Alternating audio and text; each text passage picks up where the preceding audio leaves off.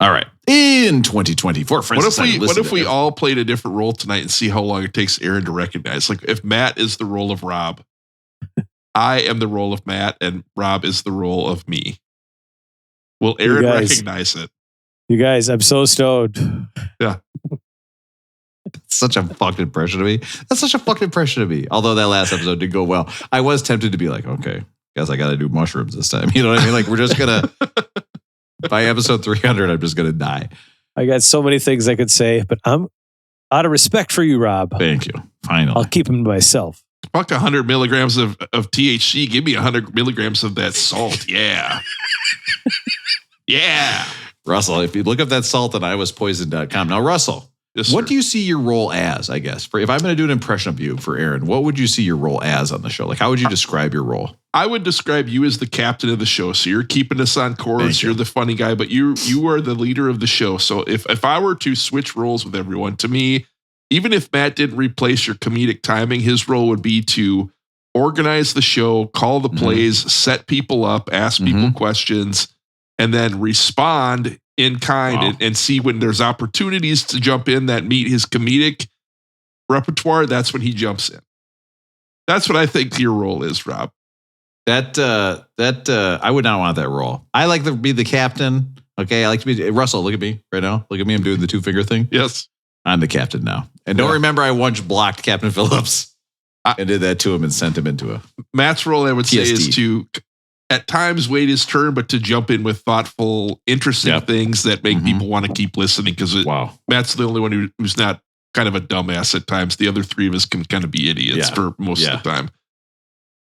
Aaron's a wild card. You just don't know what's. I would say my role is to feed into Rob's comedic strengths. So feed into where I see opportunities to help tee you up. And then I probably interrupt a little too often with stupid shit. Russell, listen, anytime you see a great joke, just tee me up. Okay. Today, hey, Russell, today, if you want, what's your verbal cue for when you tee me up? You want to be like, hey, Rob. I'm going to make like an armpit fart noise. Like, remember those things, Rob? You see what I'm doing here? Do I remember? Oh, I can't do it anymore. I just got a cramp. Ow, I got a cow. God damn, I can't do the armpit kids still fart do noise. that, Matt? The armpit fart noises? No, Eddie does it all the time. Oh, you have to. Can you imagine I bet my kids can't do armpit fart noises. I'm a terrible dad. In 2024, friends decided to listen to every one of the greatest 500 albums as decided by Rolling Stone magazine. I'm worried about Aaron. I really am. And led us to making this a text chain. I'm so nervous about Aaron. This resulted in a text chain that celebrated the music, excoriated the order, and led us to making the podcast. We are far from experts. We promise to do almost no research. All opinions are our own unless you disagree. I know, but he logged in and then it blipped up and then he went away. So I'm worried. You can't use him as a crutch That was anymore. an on-purpose thing. My guess, he wants to make it look like he's trying, but he's probably like reading a book to his kid. It's like a tease. Yeah. It's like sending your wife a dick pic at like 9:30 a.m. Like, oh, this is guess what's coming later today. Yeah, early in the morning. You know what I mean? Get it in the shower, get it nice and warm. Why are your balls so long? As my shower. Okay.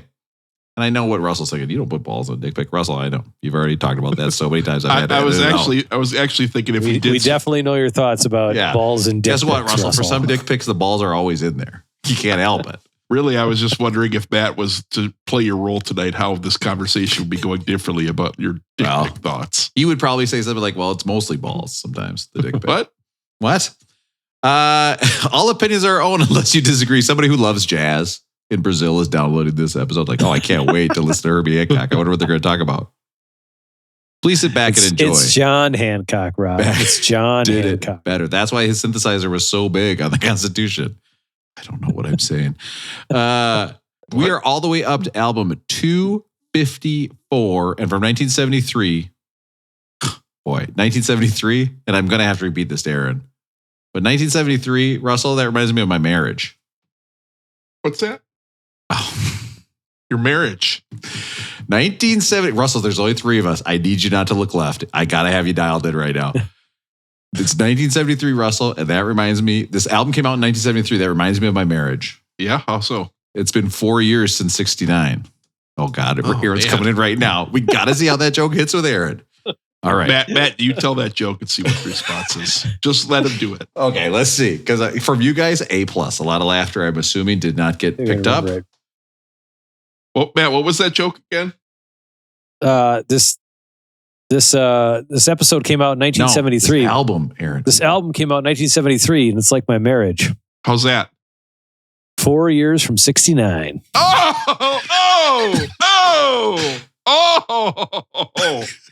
hold on. Okay. Now, Rob say it, and we'll see, because that was kind of a fake laugh. That was not a very good. Oh, you're not recording. Dang. I wasn't recording. Now I'm recording.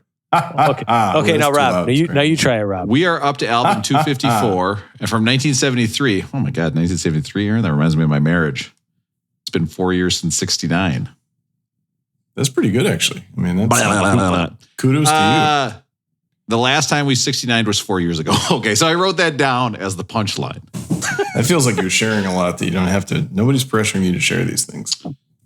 I know. He's already nervous. He was very nervous about you not joining. I was worried and that you had as been you taken. know, the more nervous Rob gets, the more sexual the jokes get. You guys, my kid works against me. If I say I'm doing my podcast, then he starts into all sorts of emotional stuff about like, I don't like to go to bed when mom's not home. He's still not sleeping. Like he just won't go to sleep if I tell him I got. You got to do the opposite. Have you tried the opposite? Have you done the opposite? I usually do. Tonight I was like, I'm going to try honesty. No. Hey. Oh, he would. He would be up till 1. No question. Yeah. Stay up all night. And hey, guess what? Also smoke this whole pack of cigarettes. Yeah. Okay. We're doing all of it. Too. Okay. I've got 100 milligram. And then go to the disco. I've got 100 milligram disco to the left of the casino. That's a cool disco. You guys know. Hey, only put together huge parlays. Okay. Don't try with those straight bets. Don't mess with any little parlays. Now. Make them double 2 day long bets. Some on Tuesday, some on Wednesday. Make sure somebody has to be started on that. So listen, Aaron, we already did the 73 bit. It killed multiple times. I believe that. We haven't announced the name of the album yet, if you've noticed. So I have another bit for this. We have the only album. Russell, you're going to love this one. I need you to dial in here. He's looking left. He's looking left. We have the only album that's named after a House Hunters porn parody. Cindy is a MILF who's looking for a 3-bedroom ranch where her 2 dogs can play in the yard. And Sergio is an international exchange student who wants to learn more in the ways of love. But he also wants a man cave. Their budget is $2.5 million. It's Headhunters by Herbie Hancock. Here's some head. All right. Rob's eyes were like really serious. And then with the mustache going and everything, he really looked. Got it. He looked the part. Did you notice? I'm going to go put my kid to bed. Be right back again. We do got to talk. Rob, I know you want someone else to bring it up, so I'll do it for you. It doesn't matter. I noticed you did tonight send a picture, and it looked like you had some sort of boil growing under your eye. Some sort of like, I don't know if it's a boil or a wart or something's growing under your eye. What happened to your eye tonight? I got elbowed in the face during jiu-jitsu. It is an absolute dream come true. You got a black eye. I got a black eye from jiu-jitsu. I'm praying it holds on till Monday when I can go to school and show my kids my black eye from jiu-jitsu. I'm going to tell them I got it with a flying arm bar. Oh, you got to say spinning back elbow. I was lying on my back and the guy was trying to twist my arm off and hit me in the face with his elbow. So it was more ground and pound than spinning back elbow. It was ground for sure. Russell, if it was beef and I was buying it in England, ground by the pound. So Rob, you send your picture to us of your post jiu-jitsu. I'd say once a month. We probably get a picture of you. Yep. And the picture is always you. And it's either you've gotten out of the shower and refused to dry anything off, or you're just super sweaty and I'm leaving. That's me in the hallway. You put your regular clothes back on, extremely sweaty. Yes, I do. What's do they have showers going on there? Yeah. They have 2 showers there. I'm not showering at You're changing back into your normal clothes though. That's got to be the dirtiest floor. That's gotta feel pretty gross. shower You haven't gotten ringworm yet? No, not yet. But I will say, like, I do walk out of there and I walk right through like Times Square kind of to get to my subway. Nobody talks. Nobody talks to me. Nobody offers me anything. People steer clear. And especially today when I was on the train holding a glass root beer bottle against my black eye. Oh my God. I was like, this is New York. How many people in the country do you think have drank a root beer within 30 minutes of doing jiu-jitsu class? I think you're the only one. Wow, I think you are the only one. Yeah. There's got to be one more, right? There's got to be one more person in the country. I don't know. I think I saw Hoist Gracie doing it after UFC 1. He was like, I got to wait for delicious root beer. All right. He was like, I just twisted that guy's arm off. He was wearing a boxing glove. The guy was wearing a boxing glove, Russell. My back door was open. Rob, Aaron's freaking out. My life's complete disaster. The back door is open. Yep. I didn't realize that. My son had come in from there. And then the cat just came in and the dog is sleeping in the other room. The cat and the dog have never actually met in the house before. It would have been an absolute fucking... Hey, I don't know how cats and dogs classically get along. I'm not going to look it up, but I'm sure it's going to be fine. Guys, it's been a long afternoon. Just letting you know. And guess what, Aaron? I got about to get longer fucked up list that I made when I was high. So guess what? It's going to be a long night too. Aaron, did you call pet control on that cat? Oh, not yet. Okay, not yet. But you got it out of the house. I went and picked her up. She just came like sauntering in here and like peeked around the corner. Yeah. And then like I'm here and she's there and the dog's over there. It would have been a complete disaster. Hey, you need me to resend you the number? I'll send it again. Listen. Hey, the cat fell in a bag and fell in a river. I don't know what to tell you. Listen, let's get right into. You know what? I usually hold it together when Anna's out for the night, but tonight it's not working out. You guys ever like start the Zoom and then look at yourself and realize like I'm a lot older than I thought I was? Does that ever happen? Or is that my God, Aaron's going through it tonight, boys. Aaron needs help. Whew. Like, how is this camera seems kind of HD. I'm not really into that. I've been waiting to do this. But I'm going to show you my penis so you feel better. Oh my God. When you see the size of my penis, you will be like, whoa. It's really kind of you. Listen, I'm not going to mess around. K-Rob didn't make a new parody song, but you know what? Hey, today, Aaron, it's not K-Rob. Guess what we're doing? K-Fan. What? Why would we do K-Fan? It's KJAZZ. This is totally K-Fan music. I'm already giving away my take. And jazz. Ooh. Yeah. There's no guitar. This is when the theme song sounded good. Listen to this theme song sound. And the guitar is so much better. If you wanna hear some jazz. Aaron always laughs the same part. So good. Somebody in Brazil is listening to this for the first time. Like, what the fuck? Yeah. I've got the perfect podcast for you, Jack. That's Beck great. did it better, jazz style. Oh yeah. That sounds like Lisa Simpson for sure. We've got in the long intro.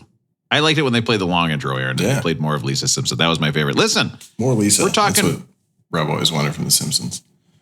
we're talking Herbie Hancock. Hey, what I wanted to see was Marge with a vacuum. Why does she have a vacuum in the video game? It's John Hancock. It's John Hancock. That's why his synthesizer was so big on the Constitution.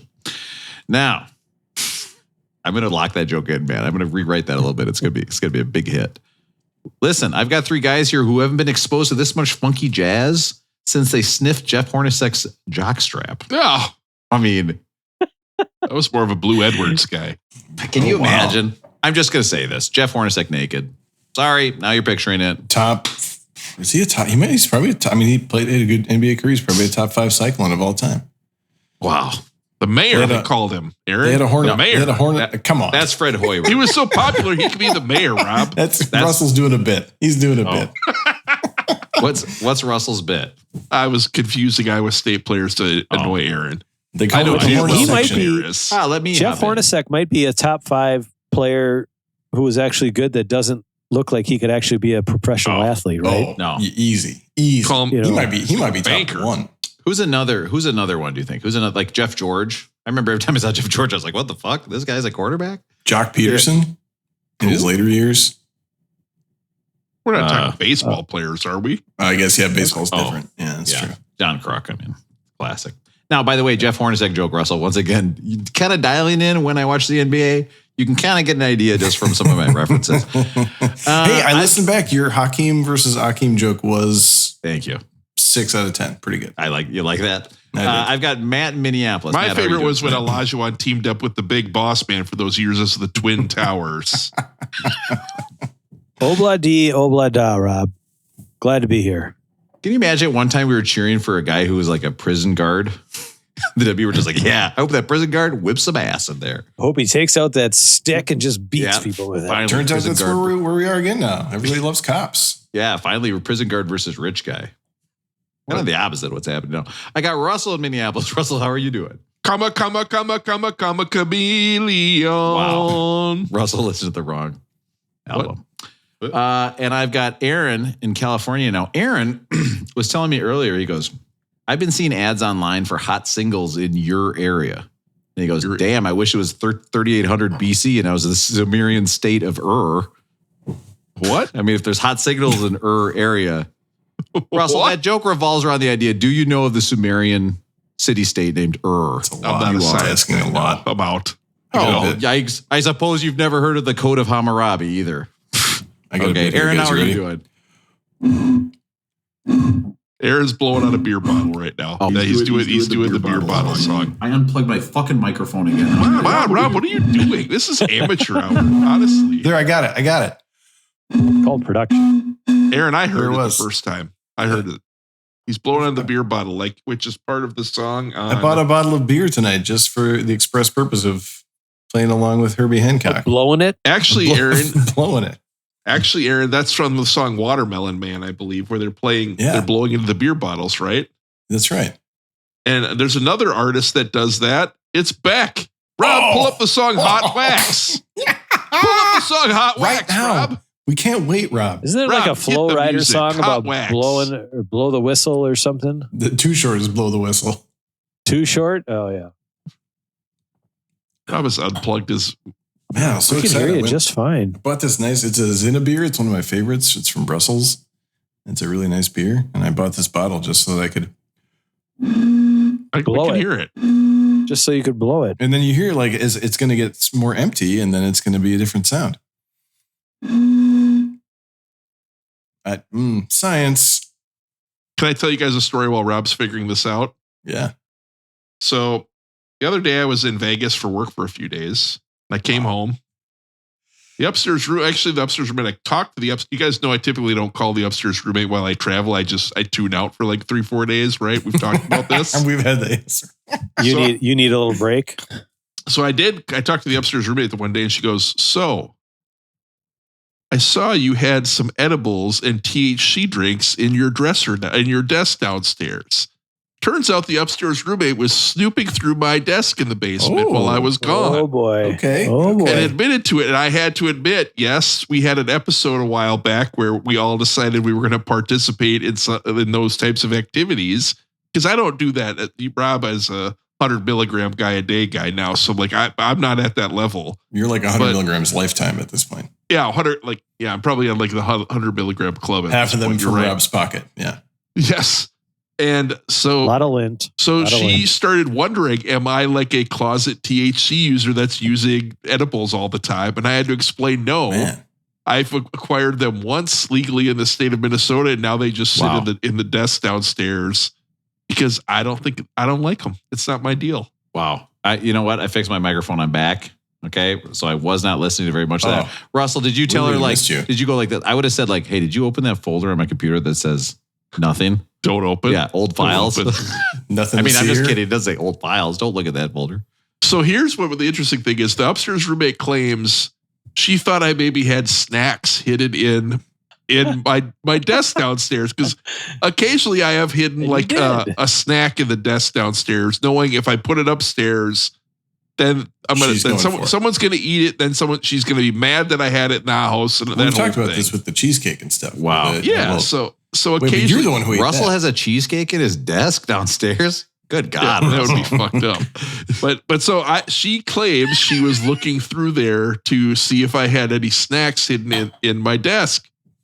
I didn't, but she did find my edibles and my THC drinks that I purchased one day for the episode where we all claimed we were going to participate in those activities. And she found them. Yeah. Yeah. And then thought I had like a problem and was using them all the time. Would it be better to not disclose that she was looking through your stuff? If I were me, I would keep peeking through stuff and never admit it. I would have saved Rob, that. when you're looking through Jenny's stuff, do you ever tell her that you're looking through it? Listen, my kid went into my kid goes, I need some Starburst. and just goes into Jenny's closet and grabs a huge bag of mini Starburst. So they're not wrapped, by the way. Mini Starburst, by the way, I'm just going to say the fat person's way to eat Starburst because the Starbursts are not wrapped. So you could have like 100 at a time. And she just starts eating it. And I was like, how the fuck did you know there's Starburst in Mom's closet? I don't even know when I am in this room. I sleep in this room. She's like, oh yeah, everybody knows. We've been eating this all the time. I'm like, what the fuck? Yes, Russell. I do I dig through my wife's stuff? No, not anymore. Okay, my wife's stuff is pretty boring. So Russell, did you give her a hard time for checking out your drawers, or did you just say like, I expect that's what's going on when I'm not here because you want to like try my underwear or whatever? The first 2 penis pumps broke. That's why there's a third one. I haven't thrown them away. And no, they're not XS. I don't even know what XS means on a penis pump. Extra small? What? Okay, I have to spell out the joke for these guys. Oh, we got it. Oh, we got it. Yeah. Heard that. Okay, I'm going to knock out this cord again here. But no, I was just more impressed. Like I was kind of proud of myself that I didn't have a bunch of snacks in the Russell. Good work. Nice work, Russell. That's that's amazing that you're getting spied on. Aaron, listen. We don't have time for this anymore. We have to get to the voicemail. Ooh, voicemail. The freaks. Let's see. Yeah. Now, this time I'm really serious. This is the absolute, and I don't want to insult this voicemail. And this is the earth. This is the not the bottom of the barrel, but it is. We're done with voicemails after this. We are at a critical voicemail point where the voicemail segment might be coming to an end. 254. And we're coming to the end of the voicemail segment. Sad. So send us a text. Leave us a voicemail. We want to talk about anything. But this one's pretty good. Complimentary moviegoer here. Just calling in to say Rob is right. Play the sounder about the moron note. Super Rob's funny. Right. I laughed at the whole segment, mostly at the stuff that Rob said, and scoffed at the stuff Russ the boys said.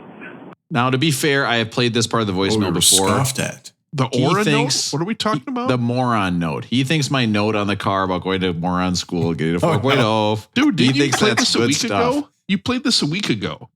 Yeah, I just said, Russell, I just played this part, but I have now the rest of the voicemail to play. Sorry. The whole thing. But we do want to get back. I had to leave it in that part where Rob's right. I suppose I could have cut it out, but it wouldn't have flowed right. You know what I mean? Oh, no, it wouldn't have. Rob's right. Oh, wrong one. I clicked the wrong one. I mean, Rob's right. Oh my God, I clicked it again. That's so crazy. Great stuff.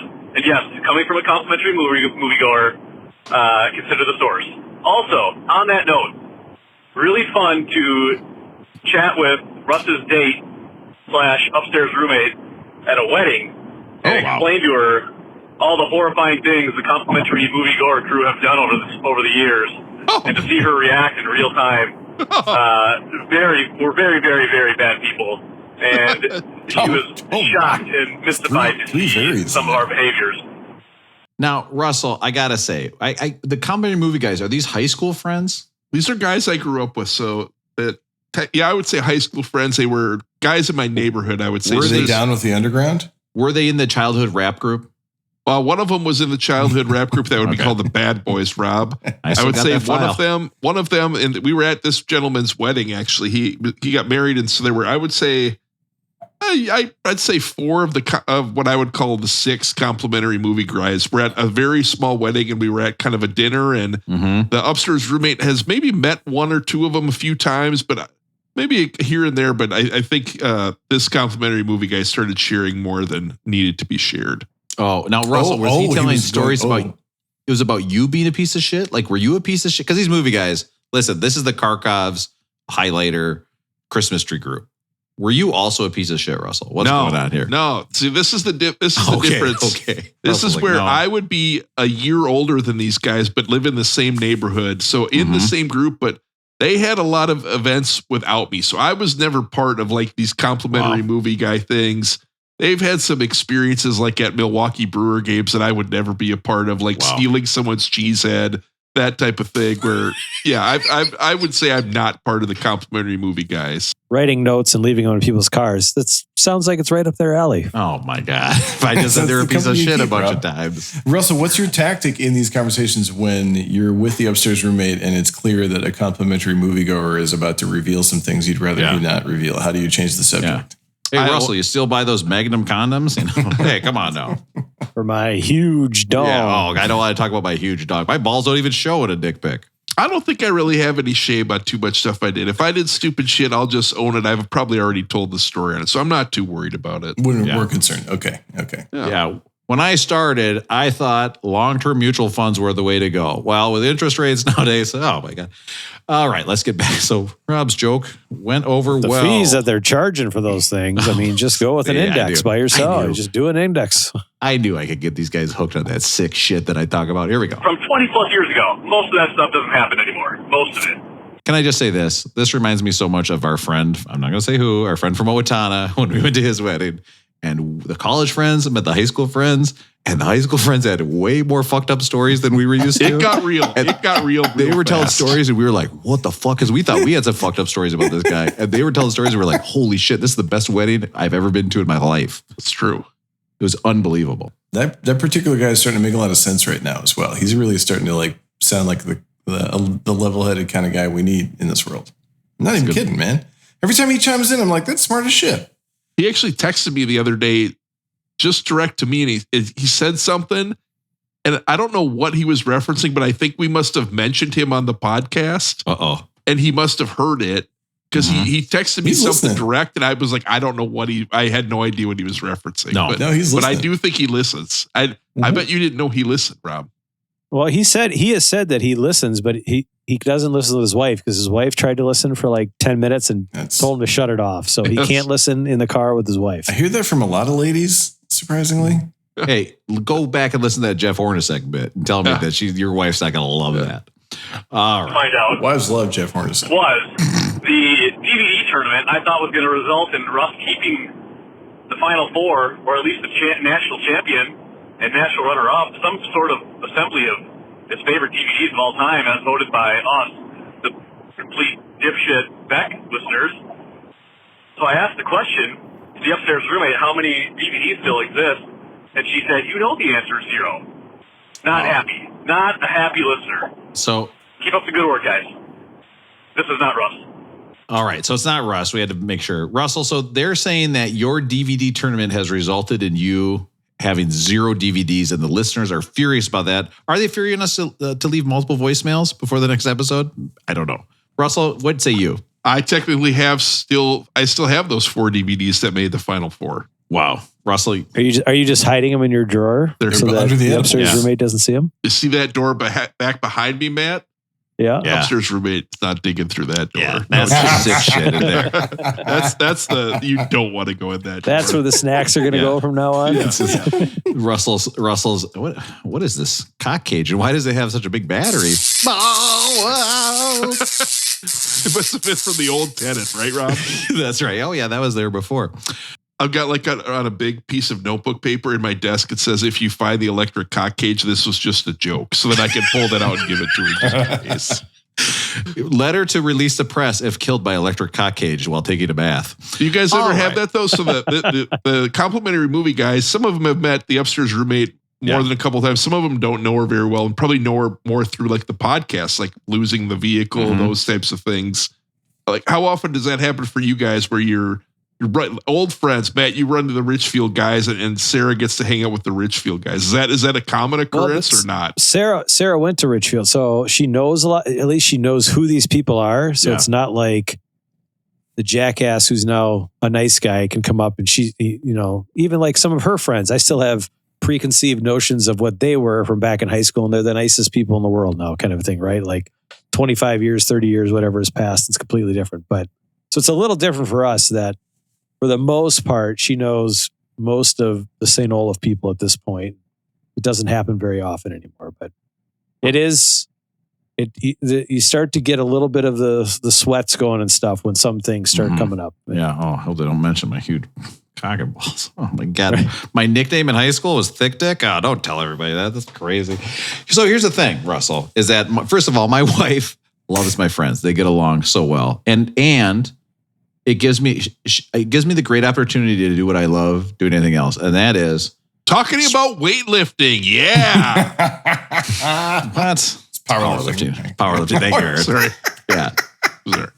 Not talking. I'm not going to make that joke. Joke that everybody knows I'm going to make. I'm not going to do it. That's for my weightlifters out there. Russell, it gives me a chance to do what I've been doing for years, and that is telling one lie about Jenny. And I have stuck with it every year since we've been dating. And I tell this lie anytime we talk about St. Olaf or graduation or anything. Yeah. And that is that, and I've never admitted publicly that I lie about this. I've always said it's the truth. And that is that Jenny took the largest sized hat at graduation. She had to have the largest size hat that they had. A lot of our friends just accept that as truth because I will drop it in any time we talk about college. I'll be like, well, Jenny, she had the largest hat at graduation. I'll do it when she's not there. She'll get up and go to the bathroom. And I'll drop it in. And anytime I say it, Jenny goes, what the fuck? Look at this guy. Look at his head. You think he had a smaller hat than me at graduation? Meanwhile, like Rocky Dennis over there. Oh. That guy had a big head. Smoke good. The mask. All right, let's get into rolling. What about you, Aaron? That's like, Aaron, you still occasionally, like, you'll go to Hawaii with your high school buddy.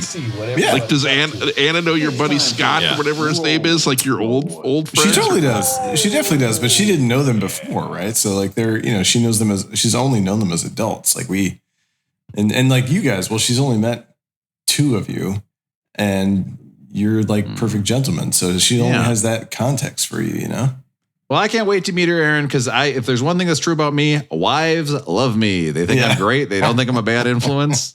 Every friend's wife thinks I'm awesome. You know what, man? That's I think we've outgrown that, right? There's a certain time in your life where you're like, well, it's easier to blame Rob for this. You know what I mean? But like, no. We talked about. There was a comment from the upstairs roommate about a comment Rob made 3 times on the episode 2 weeks ago. Now if they're listening to you do this, that's true. Wow. No, that's true. Yeah, I can't even talk about my busty wife anymore. Okay, you've made your bed doing this. Really. I mean, it wasn't so bad until this. I'll tell you what, Herbie Hancock would be spinning in his grave. He didn't sign the Constitution so big to not have freedom of speech. Talk about my busty wife. Rolling going, Aaron. What's that? Oh, it's going good. Last time I saw Herbie on TV, he was looking better than Stevie Wonder, and he might even be a decade older than Stevie. He looks great. Aaron, I hate to tell you, this is not the part where we talk about the album. I don't know if you heard this thing earlier, but this is rolling going. We're rolling good. I just want to, let me see if I can tee something up here. I'm home alone tonight. It was just me and Wallace for the evening. Hopefully he's sleeping. Kid. Yep, because Anna went to see a production of Les Mis. Oh, nice. Wow. The master of the house, keeper of the inn. Yes, there it is. Yes. I was trolling for that. That's all I needed. I could play that role in like a legit Broadway. You could. I think if you gave me 2 weeks to prepare for that, I would shut that shit down. I would be the king of Broadway. You wouldn't even need 2 weeks. 1 week. Yeah. You could do it in 1 week. I would love that. Aaron, if I went to see Les Mis in person, I would steal a candy bar. And then when I get in trouble, I'd be like, oh, is this ironic? All I wanted was to hear Russell do Master of the House. If I can hear him do the finale, then at some point tonight, it'll really be. It'll really Russell's be looking left. I got to feel that he's on lyrics.com. I got to say, and then, so that was what I was excited about. That's all I was really trolling for. And then the thing that's really stressing me out in my life right now is the library. I just can't, there's too many choices. Sit yourself down. Sorry, I'll be quiet. I'm here for it. It's just, there's too many choices. And then I got the physical library and the Libby app. And then I got stuff on hold and then the holds get backed up. And so I'm waiting for the road, but then Lonesome Dove comes available. So then maybe I should start Lonesome Dove. And then all of a sudden I get off I got to sneak Are you talking about The Road by Cormac McCarthy? Yeah. I'm halfway through and I had to send it back. how can you read it with that punctuation he uses? It's crazy. I read that and I got done and I was like, this is the most depressing thing I've ever. I used to hate that, but I was into this one. I know. I agree with you. I was out on it and now I'm back in. I don't know. Aaron, does that blow your mind a little bit that I know so much about that book? Fuck no. You're smarter than you give I'm yourself smart. credit for. I know lots of authors. Yeah, man, it's just stressed me out. And then I got hit with like here's a skip the line hold for You Dreamed of Empires, and that's all about like Cortez and Moctezuma, and Moctezuma's like eating grasshopper tacos with green sauce and avocado on them. It's beautiful, it's wonderful, but I only have it for 6 more days. I'm here talking to you guys. I'm thinking like I should be like reading my book because it's got to go back in 6 days. You're telling a story about Cortez, and meanwhile I'm talking about Juan de Fuca, and I don't get a laugh from my Explorer bit. This is crazy. It's the same bit. When did you tell Juan de Fuca? I didn't. I couldn't remember who I talked about. I couldn't remember the funny name. I bailed. Hot take. There is no way that any of the complimentary movie guys know any of the people you're talking about. Zero chance. Zero. Well, we can skip me at this point, but the library it's too much. Stressing you out. So stressing me out, man. There's too many options. There's all these hold lists. There's all these. We're not skipping you being stressed out by library. So like when you walk in, are you like, oh God, there's so many books? It's like, what are you doing? It's the library itself, and then it's the app. It's the because now I have a Kindle and it's the ebooks, and I try to optimize my hold strategy, but then stuff comes available different times. I never finish something in 21 days. Who can finish a book in 21 days? Got news for Aaron. You're reading too slow. Yeah. You got to double your reading time. That's all there is to it. That's what I'm saying. How can you read faster? No, you're done. You're never going to make it. You're too book addicted. Aaron, what's your book strategy? Are you going like depressing book, happy book? What are we doing? No, I don't really worry about the tone of the book. I try to do like a quick book and then a project book and then a quick book and then a project book. And then like once in a while I mix in some nonfiction, but I got to have fiction at the same time as nonfiction. Jeez. And then like I always got something where I'm like, that's like a, white whale kind of a thing I got to finish. I used to be a biography history and then that. Sports. Biography history, sports. I would always throw in like a lighthearted sports read every other book I would do. One of my greatest disappointments is that Russ said we should just start a book club. We did. We'd season on the brink. You guys did? Yeah, we had 8 books. We had 8 to 10 of us ordered it in college and read it. I think I was part of that, yeah. I read the book and then I never knew anybody met to talk about it. I got to think about this. I think John from Owatonna read it with us. Tune in next week for the Back to the Better book club. I got iced out of the book club. This is just like the fantasy football when I didn't pay that one. It's on a side text chain. Oh my God. It's still going. We just did some book about Cortez last week. It was great. Oh my God. You Dreamed of Empires by... Is it Alvaro? Matt started a podcast on it. Next week's episode's all about the card catalog. So that's it. I gotta get my life in order because there's a lot going wrong, including the cat walking in the house and library stress. I've heard about the Dewey Decimal System, but what about the Huey-Louis Decimal System? Huey-Lewis Decimal? But for real, like, shouldn't you just be reading one book at a time then? And like, you should. You should. But that's the problem with the library is if I don't finish it in time and it has to go back, then I'm, then like I got other books on the shelf. I don't know what the stat is, but Sarah got on this big kick about 4 years ago, and I think she's up to like 80 books a year kind of a thing. That's incredible. I can't read that fast. I forget what the app is, but puts it all out there and rates them and all that stuff. And I don't know. I can't read that fast. Wouldn't it be more appropriate for you to buy the book and support the artist as opposed to just like stealing from them? Russell, that's the problem. The books that I buy sit on my shelf waiting for me to read them while I'm distracted by the library books. Because the library, they got to go back, right? Yeah. Feels like you need to like sit down and make a schedule here. Yeah. And like some goals and like, get kind of set a tone or get real, get some sort of routine or something, right? I don't know. Because I'm with you because it can get frustrating if you got like 3 books sitting on the they're looking at shelf there.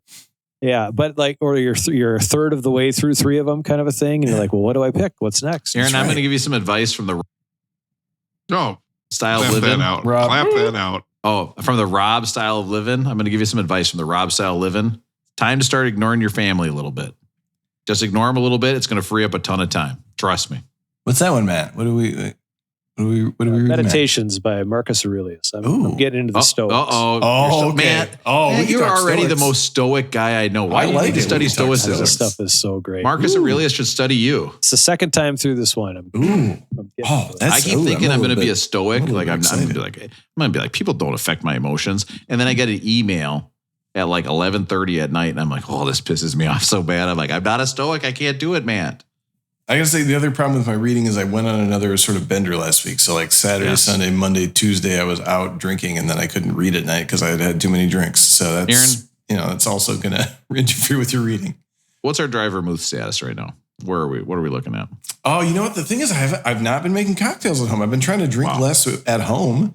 So I've not been making cocktails. But then last week I went out a bunch. So we still have about 24 bottles of vermouth, I would say, of the little airplane bottles. Rob, I have a question for you as a former bartender, and maybe Aaron can answer this. Yes. If you see my diploma back I here. was trying to make some cocktails tonight, working through a few cocktail books we have. Wow. We have simple syrup in the fridge in like a closed container, but it may have been in there for like a year. Can simple syrup go bad or not? The internet says yes. Oh, big time. I can just tell you from experience. Bacteria, liquid, and sugar, it's kind of like a match made in heaven, Russell. Like it literally goes together like crazy. Do not drink that. Oh. Go make more or use some honey or something. Oh. I thought of you, Aaron. We ran out of honey the other day. I thought of you. I was like, I almost texted a picture of it, Darren. It was great. I got a big jar. I always got a jar in the cupboard. But the honey doesn't go bad, but the simple syrup goes bad? Honey doesn't go bad, Russell. And again, I hate to take you back. We're going past Marcus Aurelius. Yes. We're going all the way back to Cleopatra. Honey does not go bad. Cats are back. gods. They walk among us. So, but yeah, trust me, it goes very bad. How it's rolling going with me, but I'd love to hear how it's rolling going with Russell. Rolling going, I got a few things for us to discuss. The first is, I wanted to bring this up. I ran into a Beck Did It Better fan on an airplane the other night. No way. And someone on our group knows who this is, so I thought we could play 20 questions with Rob and Aaron. Wow. And see if you guys can guess who the fan that I ran into on a plane is. Does that sound like a good way to go, or Matt, or should we do it a different way? No, that sounds good. Okay. I like it. Good. So Aaron, 20 you want to go questions, first? you guys, go ahead. Okay. Was this person a geisha with a fan with a Beck Did It Better logo printed on it? Why I don't even know what any of that means, so I can't answer it. I'll give you back another question. Robbie, go What's ahead. a geisha mean? Russell, a geisha is a Japanese prostitute. Now, you might think, is this the last Japanese erotic story to come up today? It's not. I do have my Japanese whiskey tasting tomorrow night. Oh, Russell, you're going to love my list because I'm talking about Japanese erotica. Oh, my God. From my knowledge, there was no Japanese erotica involved with this fan. Wow. All right. Okay, Rob, you're up. Aaron, this is so fucked. Rob, that was a funny question. Can you have a funnier question than that? I don't think so. Did this person go to St. Olaf? Oh, no. Rob's so mad. He's so mad when someone else makes a joke. What? He's really threw him. They didn't go to St. Olaf. No. Is this person a male? Yes. All right. Oh, okay. Did you want to ask about their Japanese geisha again or Somebody anything? I Remember know. that was? I mean, I can't top that. Did this person grow up near me? I would say no. Like around Cannon Falls area. Cannon Falls. I would say no. Well, they're probably closer to me than closer to me than you. Wow. Okay. That's sick. Has this person left us a voicemail? Wow. I think it's likely they have, but if they have, it's not an often voicemail leaver. If they have, it's less than two. Is this person related to me? To you? Yeah. I hope not. No. All right. Has this person ever appeared on the podcast? This person has appeared on a podcast, but I don't believe on our podcast. No. Oh, whoa, what? Oh, wow. What the fuck? Whoa. Does this person's kid listen to the podcast? I would assume the answer is no. I don't know about the kid status of this person, so I'm going to say no. That's going to eliminate someone you were thinking of. How do we not know this? We have like two fans. I mean, this is so dumb. Does this person have both Russell and Matt's cell phone numbers? No. Okay. Is this person a spouse of somebody from St. Olaf? No. Is this person from Richfield? Wow. That answer to that is yes. Okay. You got 10 questions to go. Okay. All right. Did we see this person in Vegas? No. Oh, shit. Does this person coach a sport? Oh, goddamn. I was going to ask that same question there. I don't know the answer to it. If they do, we have never discussed it. So I'm going to say no. It's possible, but I'm going to say no to coaching a sport. Okay. Did this person recently buy a house in Richfield where the furnace was all fucked up and the guy who replaced it did a half-assed job? I don't know the answer to that. If someone's told a story about that, I apologize for not listening. No, that was your house, Russell. God damn it. Oh, sorry. Nothing's hitting today from Rob. No. You had 8 more. Have I met this person in person? I would say no. Yeah. Okay. I have no other questions. I don't know anybody. Okay, I'll tell you what this person said to me. We'll see if you guys can get there. How about that? Okay. So I took a was that you tapping me under the toilet stall? This would be an awkward conversation if this is how I met the person. I'll just say this. This is going to get real awkward if that's my story. Do you think when he did that, by the way, the airport, there's no lid, right? So he's sitting on an open bowl. Rob, did you ask your question? I don't think there is a lid. I think you're right. You're right. He's sitting on an open bowl. Is it pants on or pants off on the open? I have another question. On. Can I just give you, let me tell you guys, I talked to you about waffle batter the other day. Yeah. My underwear is so loose now, I sat down to pee and didn't touch anything. What do you mean? I sat down in my underwear. I peed. Like you sit on an open toilet with your underwear on. Yeah. Because it was already hanging out, Russell, because my underwear is too loose. I've lost too much weight. Rob, did you ask your question? Okay. Does this person play baseball? My guess is at some point they did, but I'm not aware of them playing now. I have no idea, Aaron. I have no idea. Is this person a referee of any kind? Aaron, that is a very good question. Wow. The answer is yes. Oh, wow. Okay. It is. Right. Is this Matt's brother? Yes, it was Matt's brother. Wow. I was at the Las Vegas airport, and I was getting on a plane. Check this guy. We haven't talked too much about this. I was taking a flight tonight back from Vegas. Wow. Flight tonight. I'm taking the red eye back, so a 1 a.m. flight home. Oh, 1 my a.m. God. You landed at like 5:30, right? I landed at 6:55 in the morning the next day. Did you go to work that day? I worked from home that afternoon. Russell, that's a young man's game. Wait, what was? I need to know more. Okay, so I want to hear the story about Matt's brother, but then I need to know more about the story of the hours 7 p.m. to midnight in Vegas before the flight. Oh, okay. Let's start with meeting Matt's brother. So yes, I'm in the airport. I go to the airport. I get there. Let's say 11:30. Flight's at 1 a.m. I'm getting home at 6:55. right. But this way, I'm saving myself a day of travel. I'm sleeping on the plane a few hours, right? You've really made yourself the a lot other of thing, money there. Vegas. We don't need to go into detail, but flights got crazy expensive. Like a regular flight from Vegas, Minneapolis, Vegas was like between $1,600 and $2,400. Yeah, thanks, Woodrow Wilson. Wow. So I take the red eye home. Russell, what if I told you I could double that money? Does it involve the geisha scheme or whatever you were talking about earlier? Do you guys think we're not betting large enough sums in Vegas? No. I feel like we should be betting bigger sums. Yeah. You probably should lose quicker or faster. Such a great idea, Aaron. Yeah, that's a great idea. Last year was craps. This year, betting bigger. Yeah. Like, then we'd win more money. This is what I'm saying. Fuck yeah, Aaron. That's why you're so smart. I'm at the airport. People start boarding, and I stand up, and this gentleman is kind of standing up near me, and he goes, "Are you Russ?" And I kind of look at him for a sec. Yeah. Because I was at a work conference. It easily could have been one of like 500 people that were at this conference that I know that I don't remember. And I kind of looked and didn't quite recognize it. He goes, "I'm Matt's brother." Yeah. Immediately, Matt's brother also was taking the red-eye flight home from Vegas to Minneapolis at 1 a.m. for the same reason I was, because the regular flights were insanely priced. So we talked for a minute or two. We asked him about what he was doing in Vegas. Mm-hmm. Here's the question he asked me. He looks at me and goes, "So you flying with the armrest up tonight?" I go, "You're damn right I am." That's so sick. That's so sick. A bit from the show.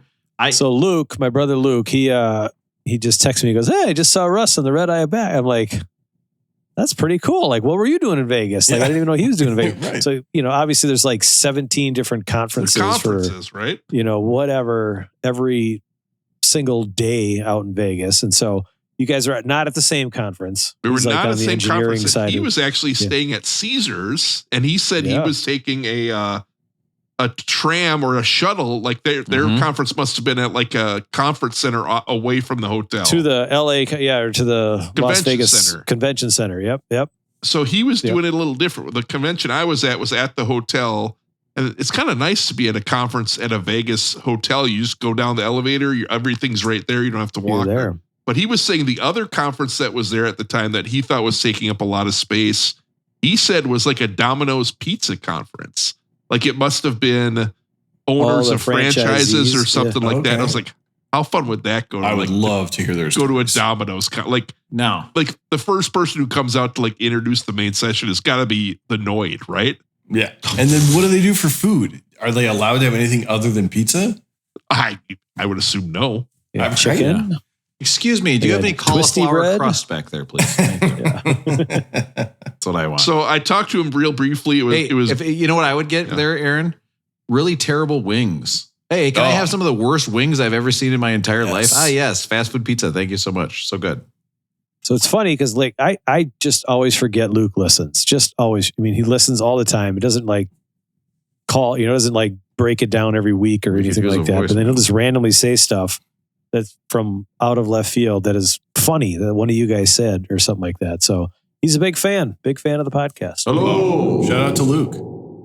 Yeah. So can I remind you, Russell, that you do get if you're going to a conference in Vegas, you do get a discount at the Green Door Sex Club. Yes. Sex Club right now, Sunday through Thursday night, $60. See, here's my lanyard. Let me in. Right? Hey. Luke did say he did not. He was at Caesars, and I said, "Well, did you go across to Carnival Court?" And he said, "No." Oh, and I'm like, "Well, what the fuck? Missed opportunity, man. Have we not taught him? Have we not taught you anything?" I hate to say this as a to our fans, but you're a real dumb shit. The dumbest of the dumb. I mean, what are you doing? Not going to Carnival Court? Aaron's going to get a tattoo for God's sakes. They got They got free cover. I forgot we played. That was the first time we played like group blackjack. We played for a very long time. It was fun as shit. $15 tables. Yeah, we were like, these tables with the women dancing in front. No thanks. Let's go to ones where somebody's wearing a Steve Young jersey. I do want to know more about Russell. How did you survive until your 1 a.m. flight? Like, what's the strategy? Oh. You know what? So I was down in Vegas for a work conference. I was presenting at some stuff. Then it's a lot of networking. Vegas for a conference. Like when I go with you guys, I go often enough where Vegas isn't a big deal for me anymore. Like, because I probably go twice a year now for every year for the last 7, 8 years, 10 years. Yeah. And so when I go for work, I'll go play blackjack a little bit. But if I'm not having fun playing blackjack, I'm out. I'll go back to the hotel room. Yeah. Playing blackjack by yourself, I still think this is the ultimate depths of sadness. Like when I go do that, I'm like, this is going to be so fun.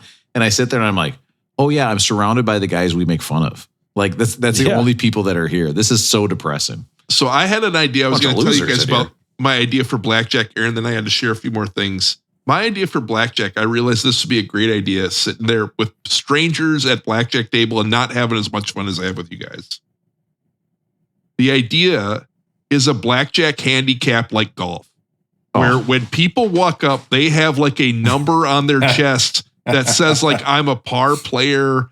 Or I'm like a plus 10, meaning I suck, meaning I always hit 13s against a plus 10's okay. When you get to like plus 20, plus 25, that's when you're. Matt, we can work on however the score system works, but somehow you are tracked, and whether you play by the book, you occasionally take chances, and then you can add more to it. Are you a fun blackjack player?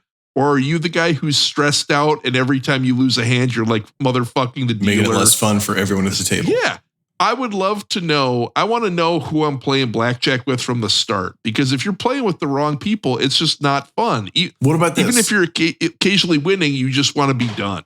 Agree. What if you add a level of complexity where everyone has a card that they keep a secret, and as they come to the table, you can gamble on what's on their card, And then they have to show it once. They have to show it, like you try to see if you can tell what kind of blackjack player they are when they sit down, and then you get a bonus if you get it right. I've got a perfect solution because this very thing does exist in my day-to-day life. Yes. And that is they need colored belts. Oh. If it's like jujitsu, you go in and you see that you're sitting with a bunch of white belts, you know that you're fucked. Meanwhile, you're looking over that table over there. There's some brown belts, some purple belts, some black belts. That's where the real players are. And I'm telling you, it's so nice in jujitsu because somebody will come up and start talking to me and I instantly know if I have to listen to a word this guy says. You know what I mean? Sometimes they'll just talk and I'm like, you're a fucking dumbass. I don't have to listen to jack shit you say. It's great. So belts with stripes. I can handle it, but there should be some sort of obvious rating system where you can tell the skill level of a and maybe sometimes it's fine to play with like a bogey level blackjack player. Like, yeah, sure. You can still have fun with someone who does stupid shit as long as they're a fun person. You can still have fun with someone who's not a fun person. You're gonna make your bets based on the other people. So you might just be doing table minimum the whole time, not worrying about it. Yeah. Here we go. Yeah. Then I got a question after this. Yeah. We wear the belt system to see how good you are. Then we do the Buckeye system for fun. If now they're fun, we slap a Buckeye on them. You come in and you look like Maurice Claret with his free tattoo or whatever. You're fucking fun to play with. Yeah. You are set. I'm like the Chris Spielman of blackjack. Give me another Buckeye, bitch. Yeah, exactly. Now, Russell, I have to ask you this. Yeah. If there was a belt system for blackjack, where would you place yourself at? And again, the belt system is white, blue, purple, brown, black. Brown belt with 3 stripes. Whoa, Russell, that's so good. I think I would be a purple belt. There's still some times where it's like an ace 4, and I'm like, I don't know what the fuck to do. I'm still asking the dealer every once in a while, but I know enough to not make the dumb plays. Like I'm always going to hit a 16 against a 10, and the number of people in the casino who will change what they do on that blows my fucking mind. I'm like, why would you change? You don't even have to think about it. Just fucking hit it. Aaron, what's your belt at blackjack? Tell me again. I'm whatever's the second from the bottom. Blue. I'm blue. Yeah, I know the solid by the book plays, but when it comes to anything more advanced, I got to look to you guys for some help. Yeah, it's like splitting. I'm still confused on splitting sometimes. Yeah. Matt, what about you? I think right now I'm probably a brown belt with 3 stripes, but back in the day, like when we could count cards and stuff, we knew where the strengths were in the deck and all that stuff. That was black belt time. But I've lost my skills, so I'm back down to the brown belt. I know you can't technically go down. Yeah. Once you are a black belt, you are a black belt. But that's where if I had to test out today, that's where I would test out. So Aaron, the last night I'm headed home. I'm getting on this flight at 1 a.m. And there's people from this industry conference down drinking at the bars. But I've reached the point where I'm done with people. Enough. With work industry, I'm done with it. I've put in my time. Yeah. So I was going to try to go find a fancy restaurant to go to by myself for a little bit, but it got too late. I was worried I wasn't going to get back in time. So I just went to one of the cool food courts, got some food. Ooh, those are had nice. a little food, chilled out, packed my stuff, went to the airport. And then I think I found one of the best movie flights / kind of half sleeping for a movie on a plane. What? National Treasure with Nicolas Cage. Oh, that's a good one. That makes me sleepy just thinking about movie? Like you can kind of be half awake for that. Like no headphones in. I'm just watching Nicolas Cage run around with like the Declaration of Independence. Occasionally he's getting into a gunfight. And I'm like, I'm down with this.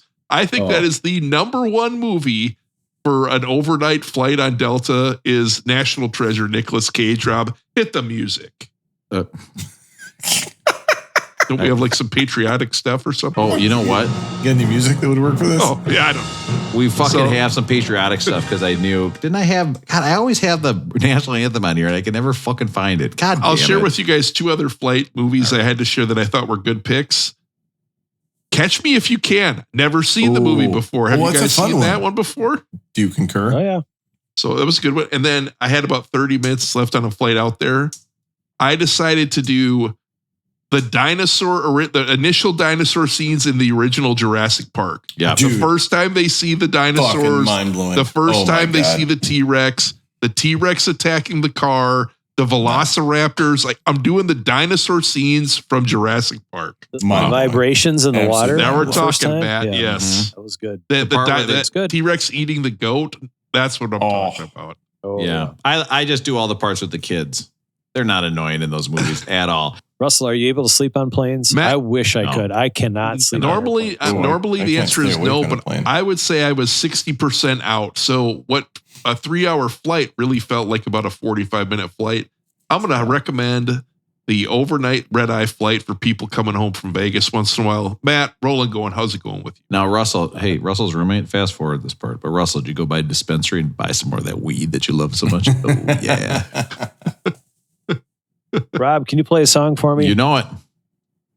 We've been on the list. We've had it before, but could you play Graceland by Paul Simon? Oh, yeah. All-timer.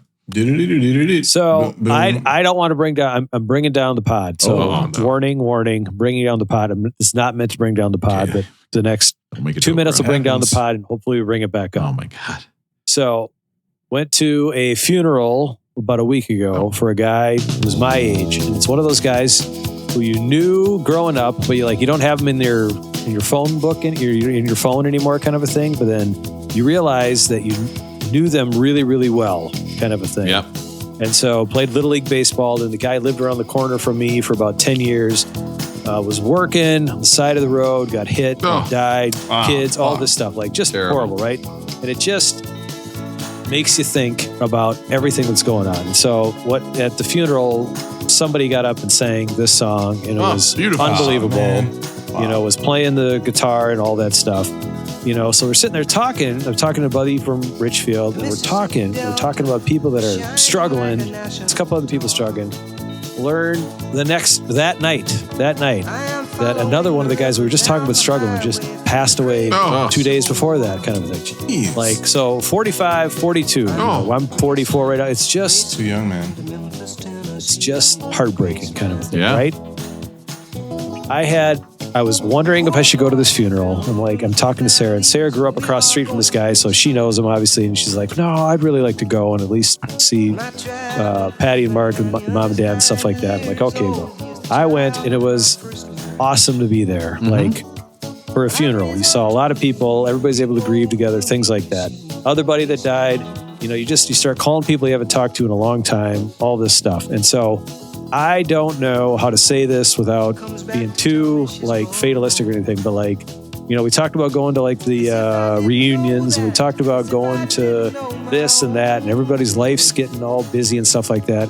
If I could just tell 2 people to learn from me to just, if there's a funeral, go to the damn funeral. If there's a reunion, go to the damn reunion. If there's somebody you want to call, make a fucking phone call, things like that. Because if you're going to want to go to Vegas, go to Vegas. Life is too damn short, and it was unbelievable wake-up call to just be in the moment and take things a little bit more, not as serious, but at the same time, take things serious when there's things like that. And I know we've had people who've had much closer people pass away, to them that are listening to this pod and are on the pod, but it's a little bit weird. It's different when it's oh man, I haven't talked to that person in 10 years, but I know him really, really well. You thought you had 20 more. You thought you had 40 more, right? You didn't think it was. And you never, ever know. So go to Vegas, go to the funeral, hang out with your friends, all that Seems stuff. like a good time to say if anyone's going to be at the link, January 19th. Matt, I was going to end on that. I'm sorry. Shit. 2026, January 17th to the 20th, we will be at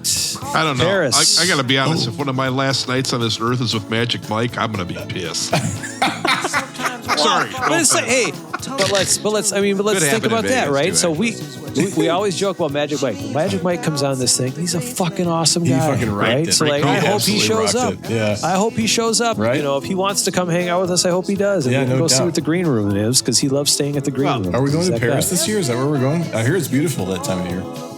I just think this, man, we learned from our buddy Jake passing away when we were young. That's we got to say I love you. I mean, my wife, when she stayed up my wife was still up after the last episode. And she goes, you guys said I love you to each other at the end. I go, yeah, we always say that. Yeah, that's what we say. And then she started talking to me about some shit. And that was the highest I've ever been in my life. And I was like, what? She's like, my coach and I had a huge fight. This was one of the worst days of my life. And I was like, what? I thought you were the coach. I was like, what if a high guy applied for a job? I think it would look something like this. I'm good at Excel. You know what I mean?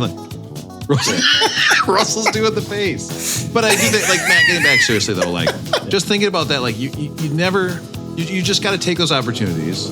Yeah. And so I'm going to go tell my wife that it's time we 69 again. It's been 4 damn years. 4 years. You know what? The worst my wife can say to us 69ing is no. Right. Because a 69, I'm just going to tell you, you do have to ask. Okay? Let's be real. You can't just, it's not something you can slide into. It doesn't just happen spontaneously. I could go north-south jiu-jitsu. I can go from side control to north-south. Boom, 69 times. So something to think about. Something to think about. Full mount. So that's it. Matt. That's my Matt. that's my PSA for the. Hopefully, I didn't bring it out. Enjoy every Rob, sandwich. That was a PSA 10 to me. Rob, Roland, going. How's it going with you? I also have something really serious to talk about. And that is 2 things, real quick. Number 1.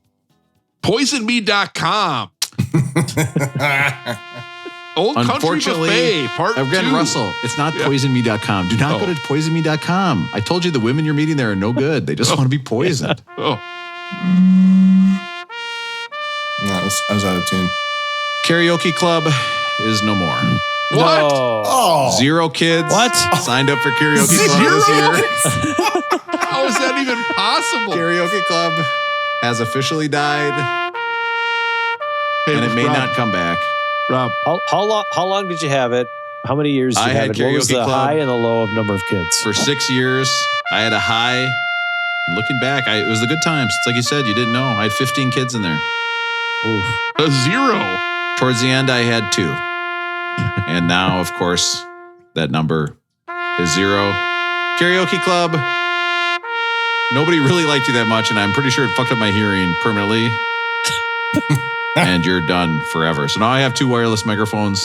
Couldn't think of any live shows we could use that at. So. You just sit in the gym at 6:30 in the morning singing Limp Bizkit by yourself, or what?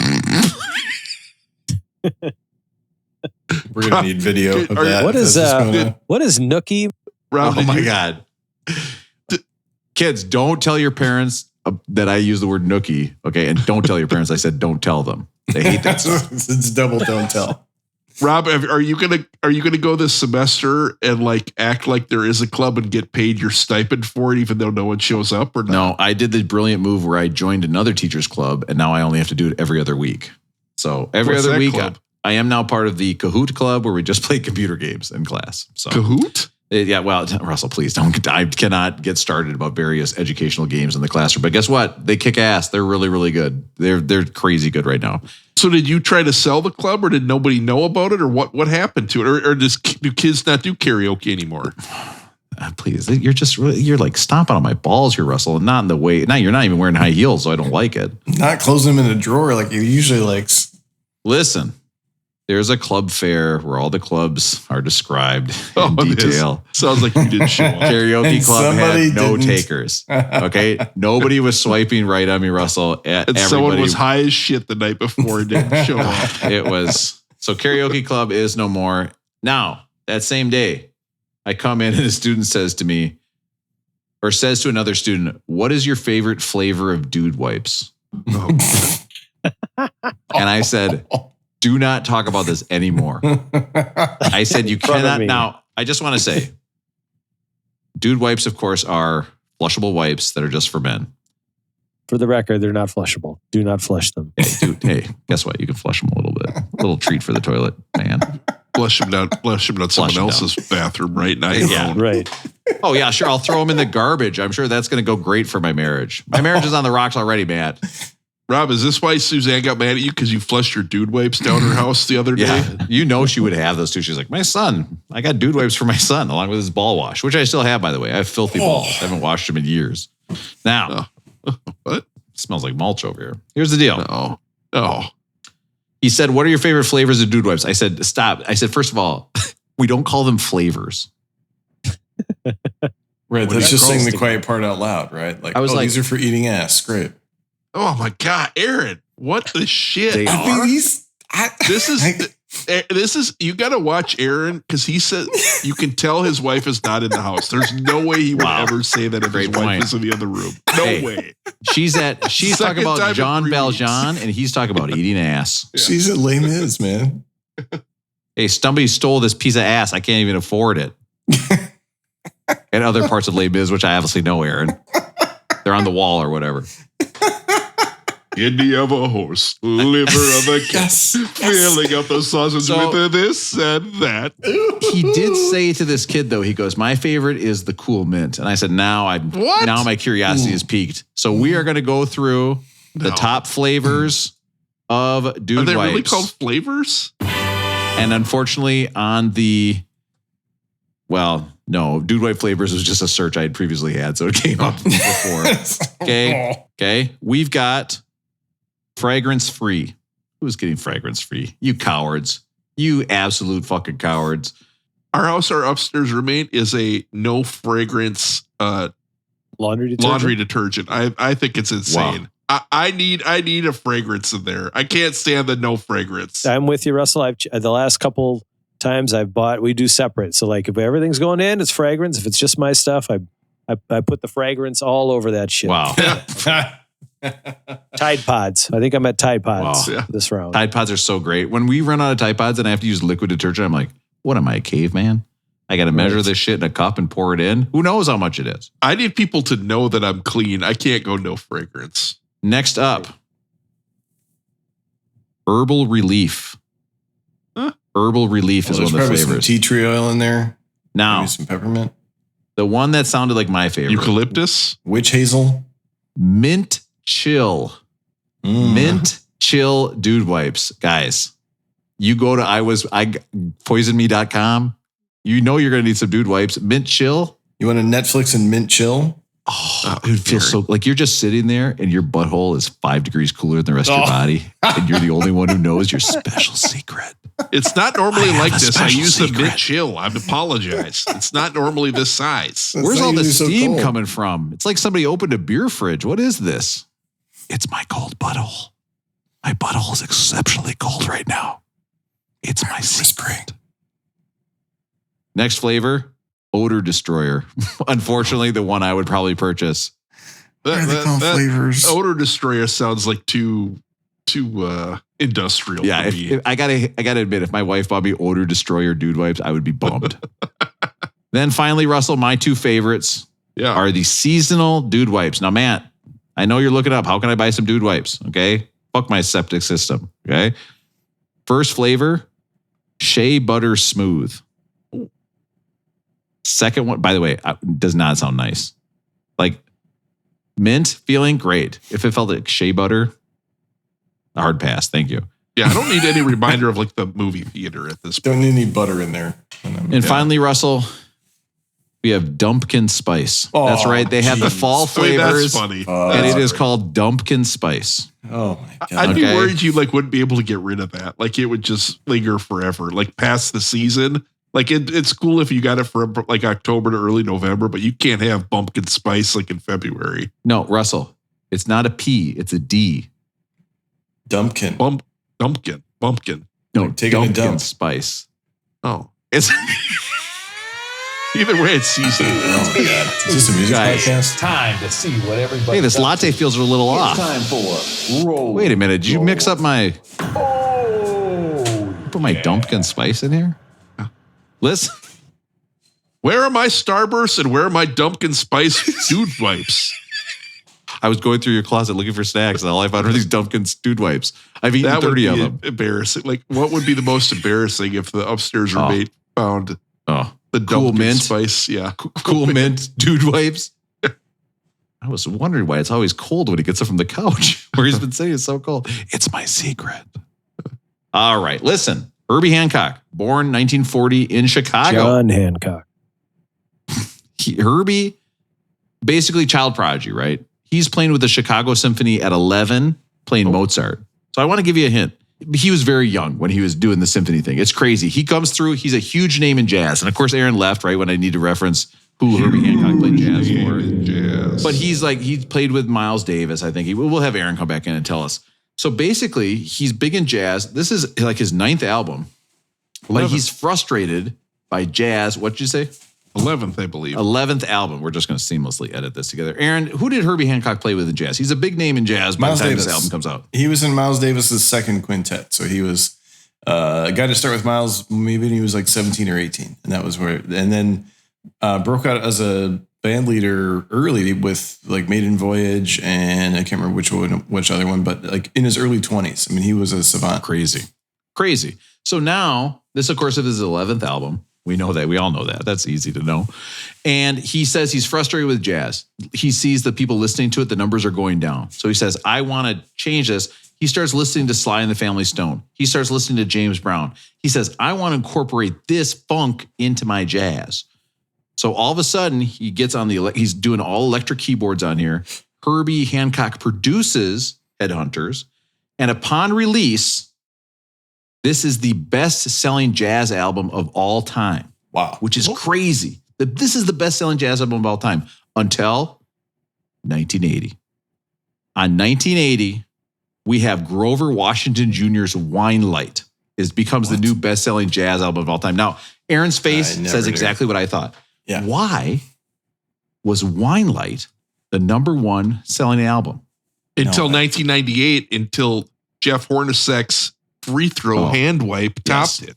Give it to us. Give it to us, Russell. I love it. And it turns out this is the beginning of tonight's first list. Oh, double list. This is now we don't have a double list.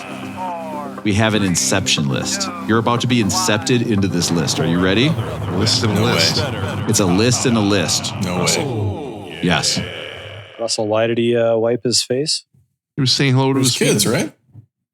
No, we're not talking about Jeff Hornacek anymore. Sweetheart. Oh, three of us are. You're the one who brought up jazz. That's a great point. Now, don't get mad at Russell for talking about jazz players when you're talking about jazz. That's a great point. Okay, we're just going to stay away from one jazz player. There's one guy we're not going to mention. Let's just not. I would say two. Let's not even think about bringing him up. Now, and then Jeff Hornacek had that open heart surgery and coached the Bulls into a nowhere land.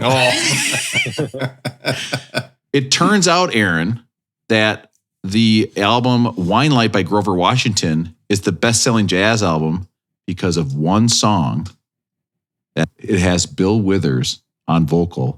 Oh, all right. Okay. This Just the Two of Us. Oh, right. That's crazy. This is not this album. It's not a Bill Withers song. It's not a Bill Withers song. album. It's a jazz that's crazy album by a guy named Grover Washington Jr. Now, they later released this as a single. And this is where I get to the get first enough credit. What? You know who doesn't get enough credit? Who's that? Grover Washington Sr. Never gets any credit. Hey, Grover Washington is my dad's name. You can call me Grove. Oh, God, I bombed that. Probably no Grover Washington Jr. without Grover Washington Sr. You're right, Matt. Not as many Grovers nowadays. You know what I mean? Like, I'm not hearing a lot of Grovers. Hey, when are we going to get to some Bill Withers? How many? Is he only on the list once? It's probably Just As I Am / Still Bill. Listen, this song, if you haven't heard this song in a long time, look up this version because it's not the single version. The single version was released a year later. This is a longer, drawn-out jazz version of Just the Two of Us. Bill Withers 304, Just As I Am, and then 333, Still Bill. Well, they split them up. Wow. Okay. Those are Now, often Aaron, sold together. When they released the single of Just the Two of Us, it only got up to number 2. It got stuck behind 2 songs. So this is our first mini list of the night. Top is still spinning. It's time. Okay. Now remember, this is only a mini list. Now this is like the upstairs roommate going in the secret door in the closet. She's looked in the closet, found the electric cage, and now she's looking in the secret door. Now she's opened the door to the cock cage. Wow. Don't open that. You can get zapped. The battery's right there. Okay, unless you reversed it. I hear some people reverse things with batteries so it doesn't go off during a flight or something. Now, here's the thing. Is that this song never got to number 1. Just the Two of Us, a single version. It was stuck behind 2 different songs for 5 weeks. Oh, let's hear them. And they're some of the worst songs I've ever heard in my life. Oh. One of them is 9 to 5 Morning Train. Ooh, I kind of like this one. Is this Juice Newton? No, this is Sheena Easton. My baby takes the morning train. When he works from 9 to 5, and then he takes another this song home, and then to find me waiting for lot of Sheenas anymore either. Not a lot of Sheenas. Well, it's a Scottish name. When she released this in England, it was 9 to 5. However, she had to add Morning Train in the U.S. to not confuse it with the Dolly Parton song. So it's called 9 to 5 Morning Train. It's kind of a backwards song, I guess, when you hear it. But the other song, by the way, this was in both Seinfeld and Eurotrip. Wanted to bring that up for Russell. It was in Eurotrip. The other song it got stuck behind, Betty Davis Eyes. Oh, amazing song. I have this on vinyl. Listen to these synths. Oh my God. By Kim Carnes. Now, Kim Carnes, of course, famously in We Are the World. Everybody's like, why? She kicked ass in We Are the World, yeah. At that time, this song was on the top of the charts for 9 non-consecutive weeks. This wins the 1982 Grammy for Best Song and Album of the Year, Record of the Year. It was number 1 for 5 weeks. It was interrupted for just 1 week.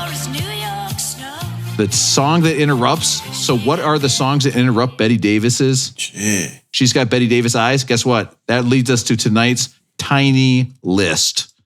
Within a list of a list. This is the tiny list. This is a list of only one song. This is the song that interrupted for 1 week.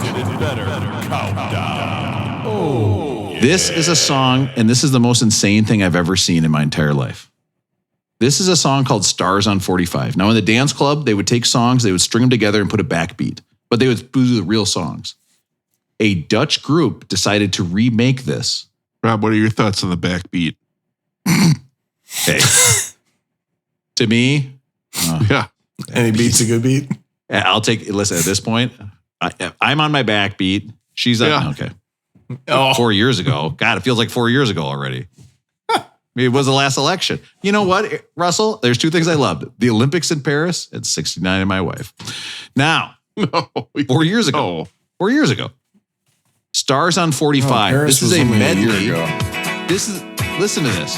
4 years ago, Olympics was Tokyo, but they happened in 2021. I know this. This is a Dutch group making a medley of hit songs with a backbeat. Well, I mean, this was number 1 like in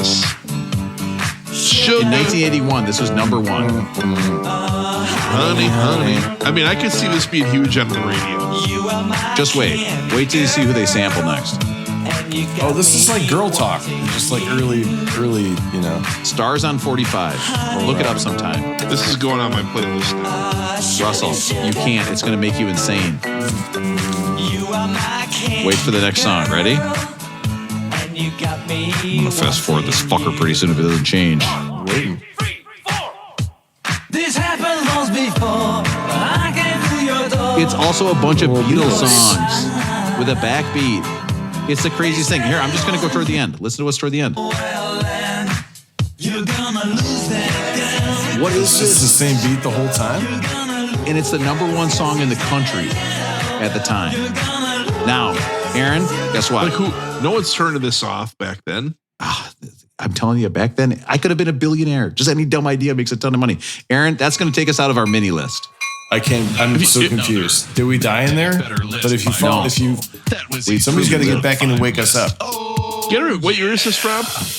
That's like 1981. So, but like, if you think about it, like 81, you don't have a Winamp player to just track song after song. You have no way to track songs. And so that mix-up is like tracking songs. You're calling the radio station and requesting that song over Betty Davis Eyes? Get fucked. What are you talking about? It's like it's 5 songs in one. It's like cruising through your favorite Winamp hits. We now have to hop out of that mini list. Back to Betty Davis Eyes? No. Was another. Now we're going back to that jazz album that had just the 2 of us. Well, it turns out, guess what, Russell? What's that? It wins the Grammy in 1981. Guess what? Guess what songs it beats? Betty a bunch Davis of terrible songs. So we're back into another list about just the 2 of us and the songs that it beat for the 1981 Grammy Award for Best R&B Song, which it won. These are some of the worst songs I've ever heard in my life. What? You know who else who sang this song the same year? Who is that? Leanne Rimes. Don't get us started. Oh, sorry. The other song nominated for the 1981 Best R&B Song of the Year, I No Corrida. This is Quincy Jones. Oh. Now we're doing R&B songs. This is the ones that just the 2 of us beat for the Grammy, Russell. Pay attention. We're back in the main list here. Quincy Jones was a Herbie Hancock buddy. The title of this song is based on the Japanese title of the erotic film In the Realm of Senses. Oh, you were serious. There's going to be Now, I'm going to give you a little synopsis of the I'm film. going to have this played during my Japanese whiskey tasting tomorrow. 100%. You got to. Russell, in 1936, Sada Abe is a former prostitute and now works at a maiden hotel. Oh, yeah. Okay. Their mutual obsession escalates until Ishida finds that he is most excited by strangling him during lovemaking, and he is killed in this fashion. Sada then severs her penis. When she is shown next to him naked, it's mentioned she will walk around with his organ move it along. for 4 days. No more severing anything. Move it along. So that's what this song is named after. Yeah. Just to say, to remind you. Next up, another song that got beat by Bill Withers, Just the Two of Us. Lady You Bring Me Up by the Commodores. I love the Commodores. I got to show you the video to this. I have to show you the video to this. This is the Commodores, and they are playing soccer against a 6-person team of all scantily clad women. It's one of the greatest pieces of art that's probably ever existed. I assume it's in the Smithsonian. A reminder to those of you who tuned in for the Herbie Hancock episode. This is Herbie Hancock Headhunters. No. Wait, this is another best-selling jazz album that won a Grammy, and these are the songs that beat. Our listeners do need to check this out. When are the scantily clad women going? Like, the men are as scantily clad as the women. Look in at this that. Video. Huh? You would wear that wearing playing like soccer? Utah Jazz, like where Jeff Hornacek like shorts. Like, Hey. Lionel Richie's wearing the same length shorts as all the ladies on the soccer team. I mean, look at this. There's a Matt. Now, what did you think of that referee? There was a referee in the video, not dressed like a soccer Interesting referee. caller. He was a football referee. Interesting call. And what did you think of his hand motions on that call?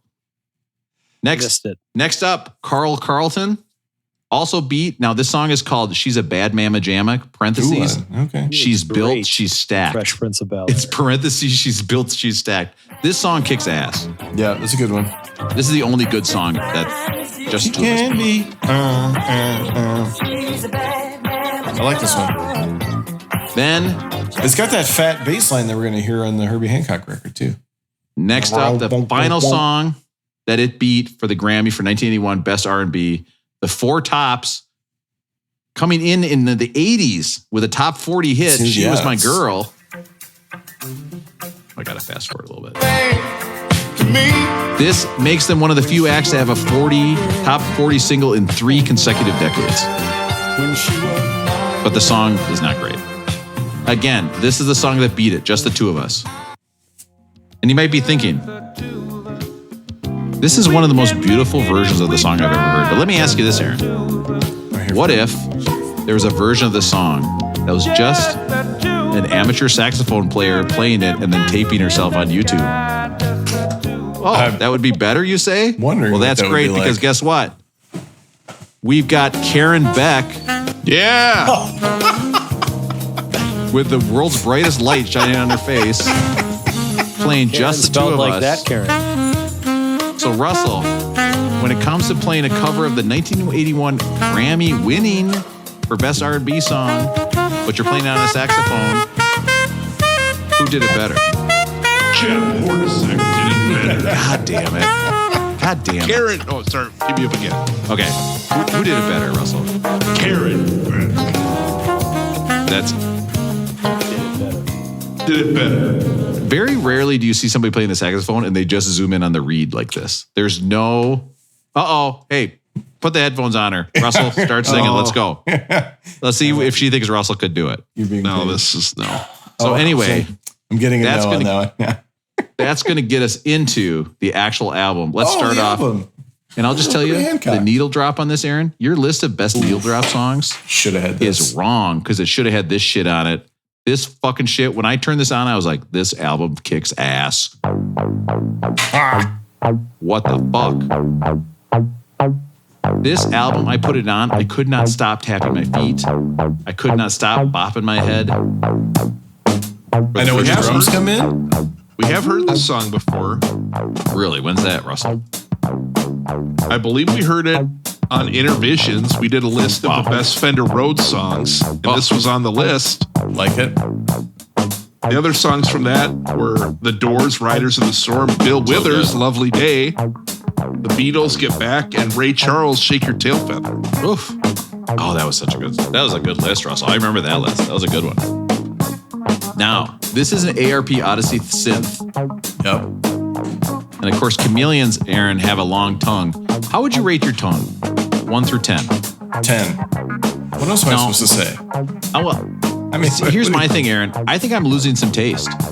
I don't think I taste things as well as I did. I'm going to give my tongue right now a 4 out of 10. I think that happens to adults, right? Aaron, you're going to give your tongue a 10? You think you have a perfect tongue?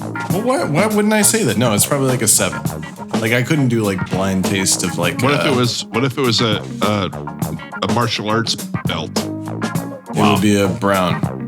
Wow. That reminds me of my favorite flavor of Dude Wipes. But Rob, how would you rate yours at making the blah sound?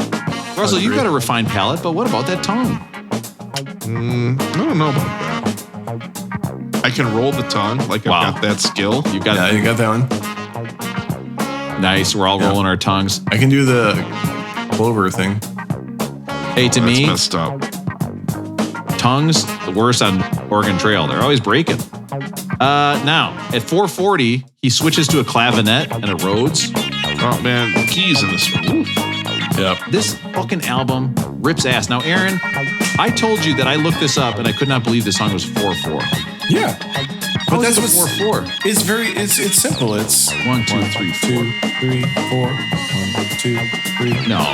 4. 1, 2, 3, 4. 1, 2, 3, 4. Yeah, it's very simple 4/4 meter, but there's a lot of syncopation going on with what the drummer's doing. It's crazy. Then it's a strong 1. It's like that's the funk. It's strong on the 1 every time. Yep. Like it's very like the structure is simple, but there's a lot happening in between, which is fun. I was listening to this with my kid in the room, and I would audibly say to her, "Listen to this." Like, listen, 7 minutes in, horns come in. Listen to this part of the song. It rips. Yeah, and that's playing like some 4 against 3 maybe. So like that's some weird syncopated stuff. But here's what I want you to think of when you listen to this song. How big is the room they're playing in? Because to me, it turns into different sized rooms sometimes. When you start, you feel like you're in this tiny little room. Yeah, all of a sudden the horns come in, you feel like you're more in like a theater almost. And I didn't realize this, I did do the tiniest amount of research. This album was recorded in San Francisco. It's really fun. Yep. There's some other people from San Francisco. I think Harvey Mason, he might have been an Oakland guy. I think he's the drummer on this. Is that right, Aaron? I think that sounds Harvey right, Mason. yeah.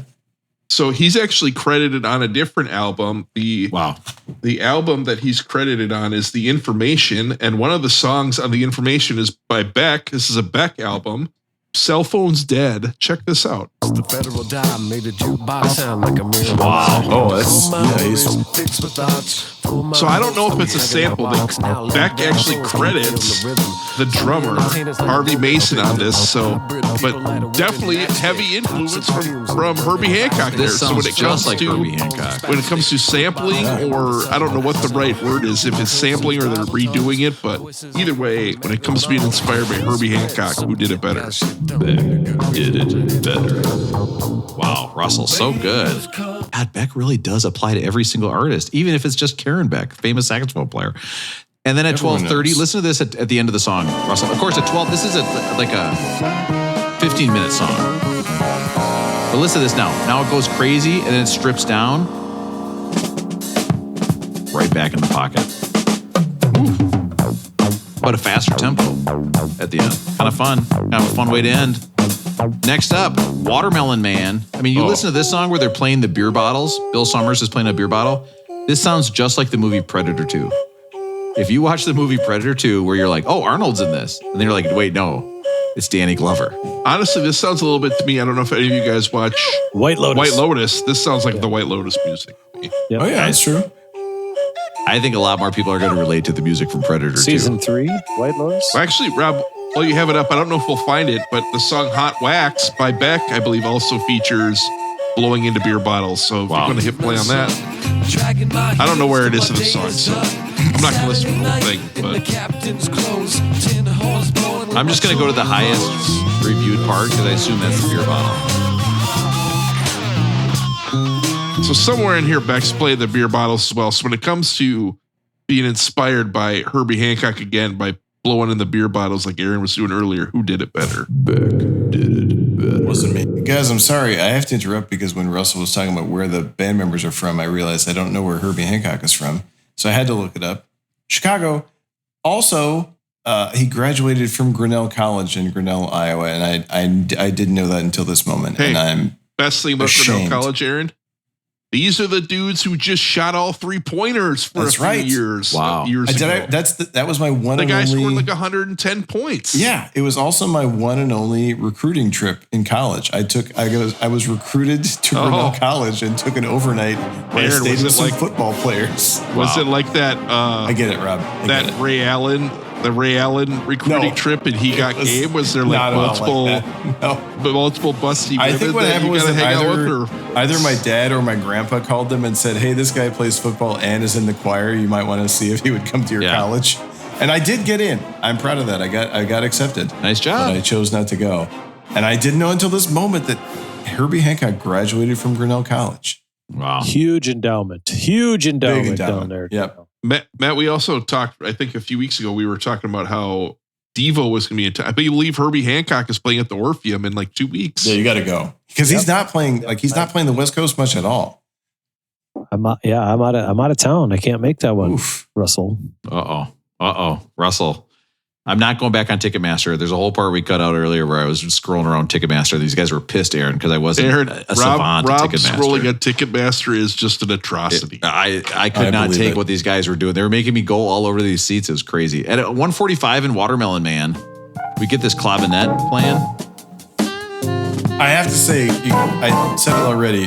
Like, this sounds like K-Fan music to me, and like, I still love the album, but like K-Fan kind of ruined this kind of for me. 100%. Like, feels like PA should be coming out right now. It's coming in at 12:30, right? Oh, the Vikings special teams. That's right. Easiest fucking job in the world, by the way. Sports guy. Just talk about the same shit. Oh, the poll ads are cheap. I mean, it's just, and then you just go crazy like once every 2 weeks. You're set. Yeah. At 3:15, Cheryl Reeve had every right to yell at that referee, guys.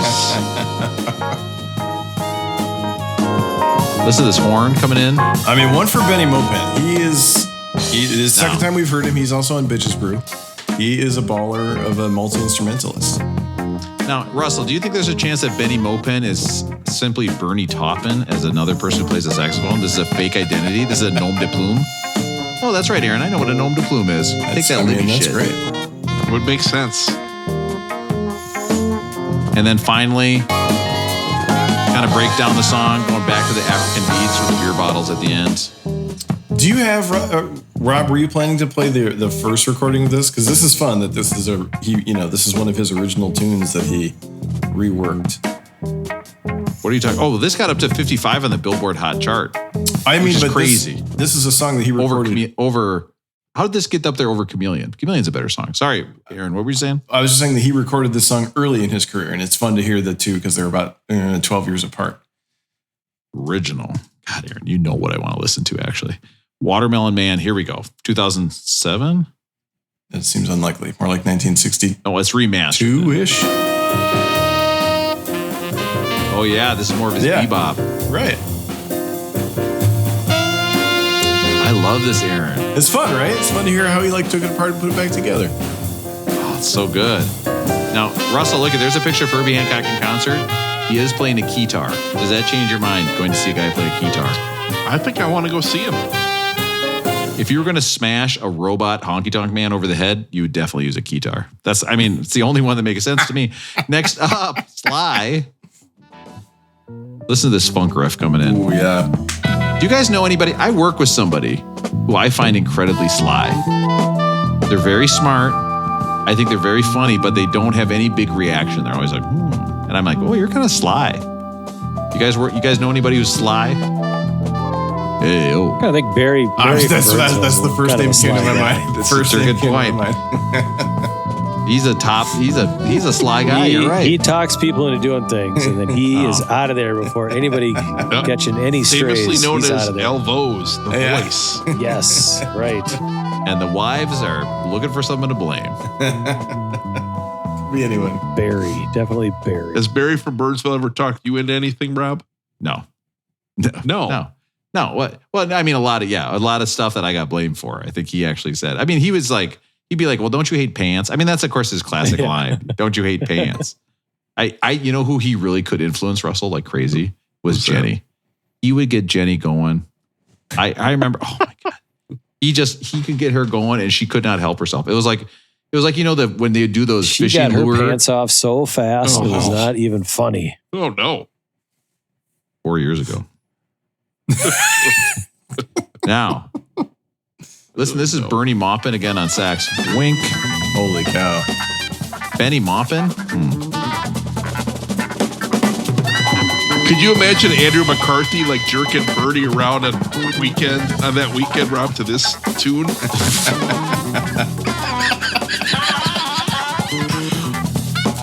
Bernie wants to go to the peep show. Bernie, you want to go to the peep show?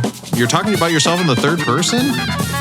I just don't want to live in a world where this could be the last time we ever do a weekend at Bernie's bit on the podcast. No, it won't be, We're Russell. going to keep it going.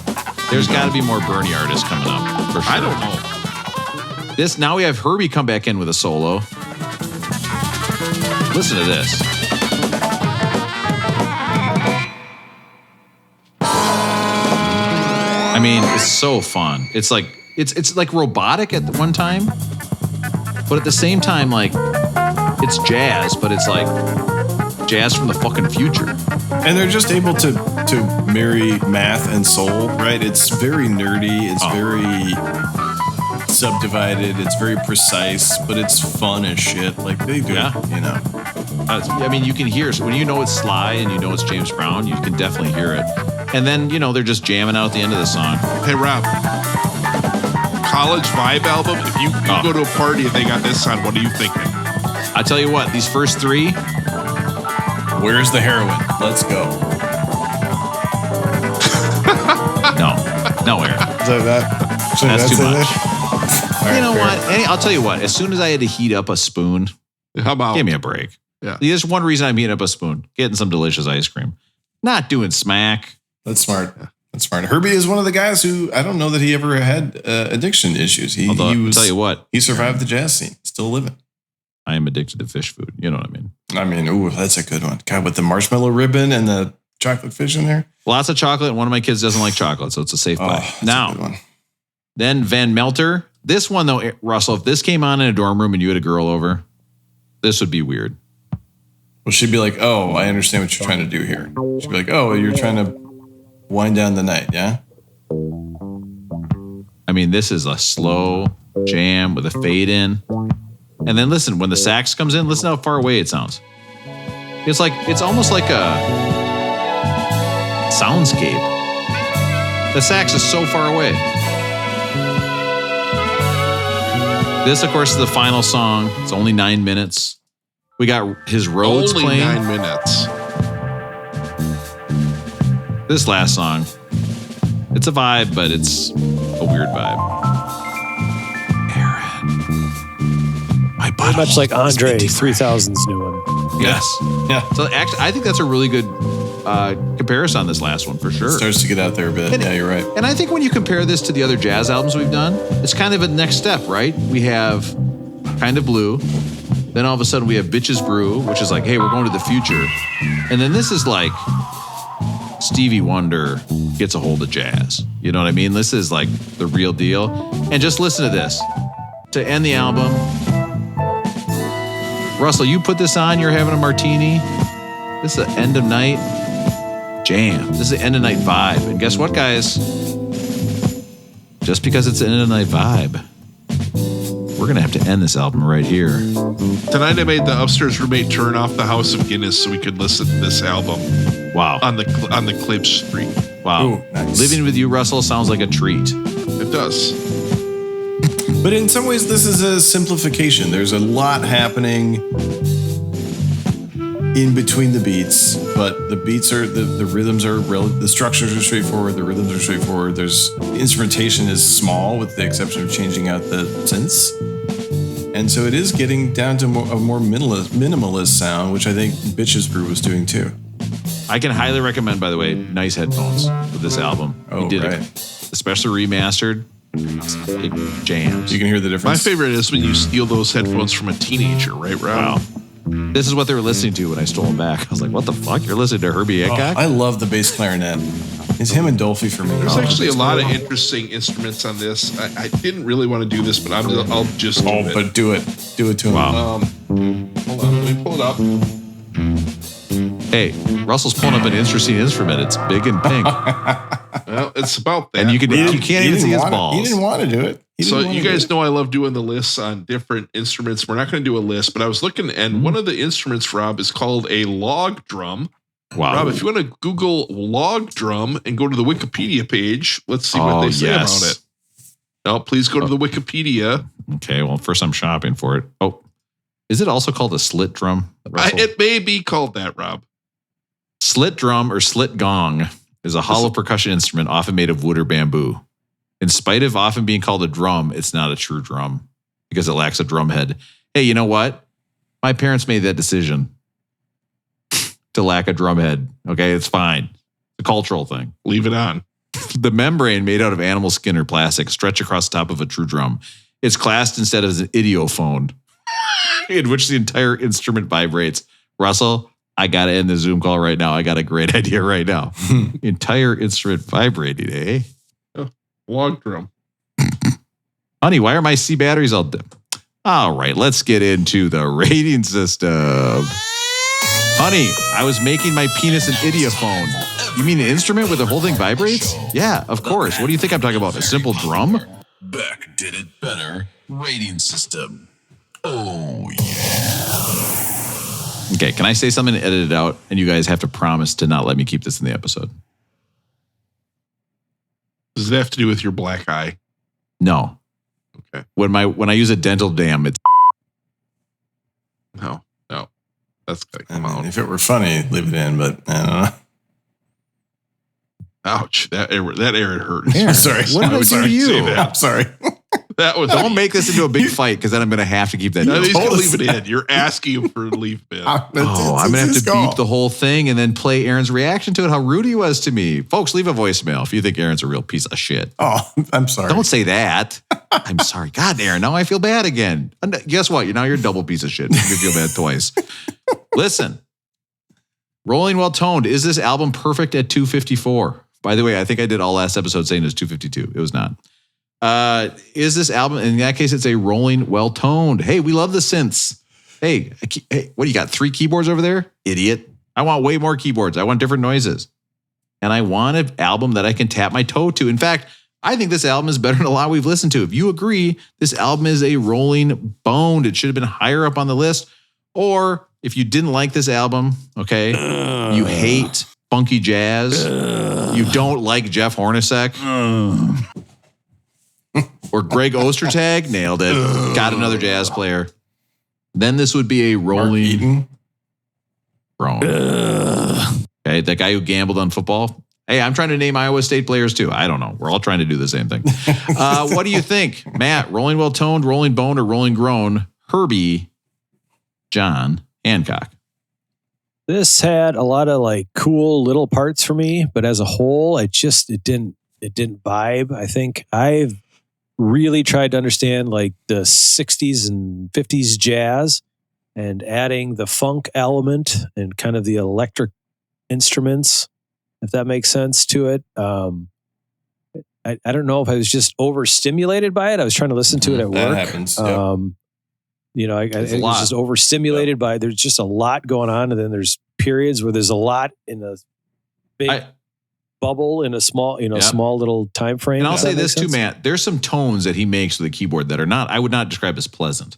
You know what I mean? Yeah, He's kind of exploring what is a pleasant tone in this album for sure. So feels like, somebody, this is going to hit big time with people, on some scale kind of a thing. It wasn't for me. And again, until we get to 294, would I rather listen to Weezer or this? I'd rather listen to Weezer. So I'm going to say this is Rolling Grown, should be lower on the list. Russell, what do you think? Rolling Well Toned, Rolling Bone, Rolling Grown, Herbie Hancock, Headhunters. A lot of H's in there. Hey, Russell, one more H than Helmsley, Hurst, Hers.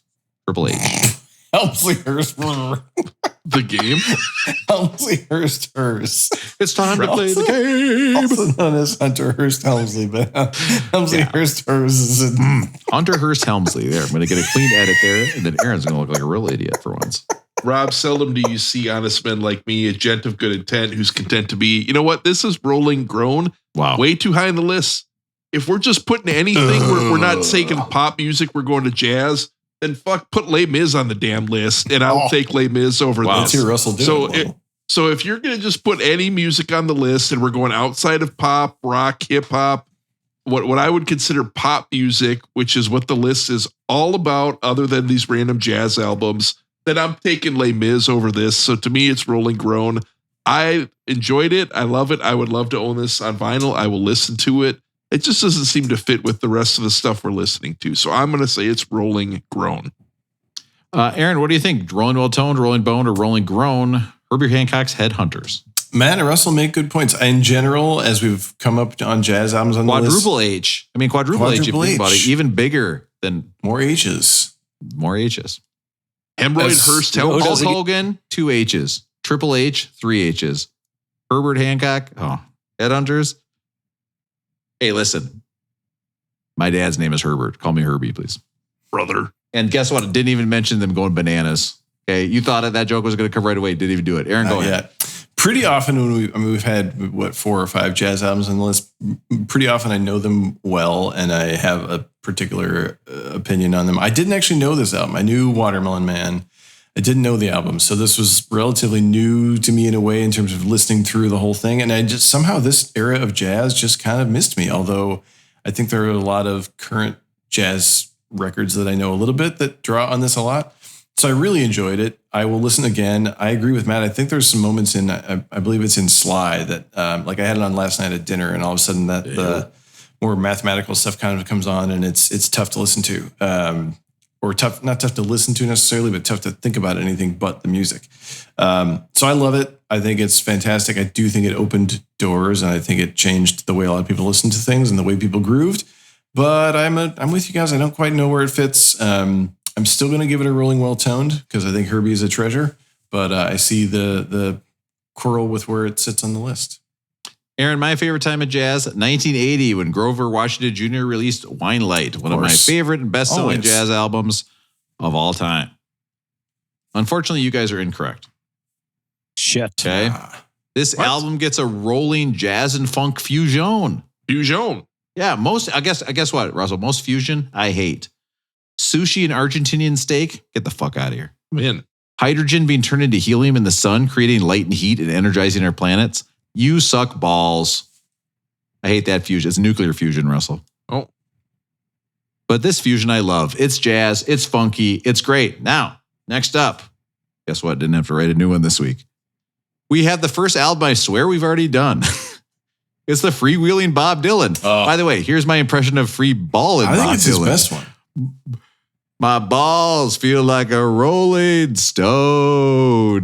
Guys, that went better the second week. The same joke. Without Matt interrupting and saying that it's Herbie Hancock next week. But you're just too lazy to I do remember that from last week, by the way. It's good. Just trying to keep you in line, Rob. Guys who chat and then they get off track. I've got the perfect podcast for you, Jack. Beck did it better. Rob, comforter, philosopher, and lifelong shit. What flavored dude wipe would you recommend for that? Oh my God. It's I'm using the Stoic flavored dude wipes. I don't care about the flavor at all. Stoic. Yeah. Stoic. Hey, did you bring any of those Stoic dude wipes to hand over to, like, can I borrow a Stoic dude wipe? Can I get one of those Stoics? Sure. Yeah. I don't care. Yeah. I couldn't care less. I'm Stoic.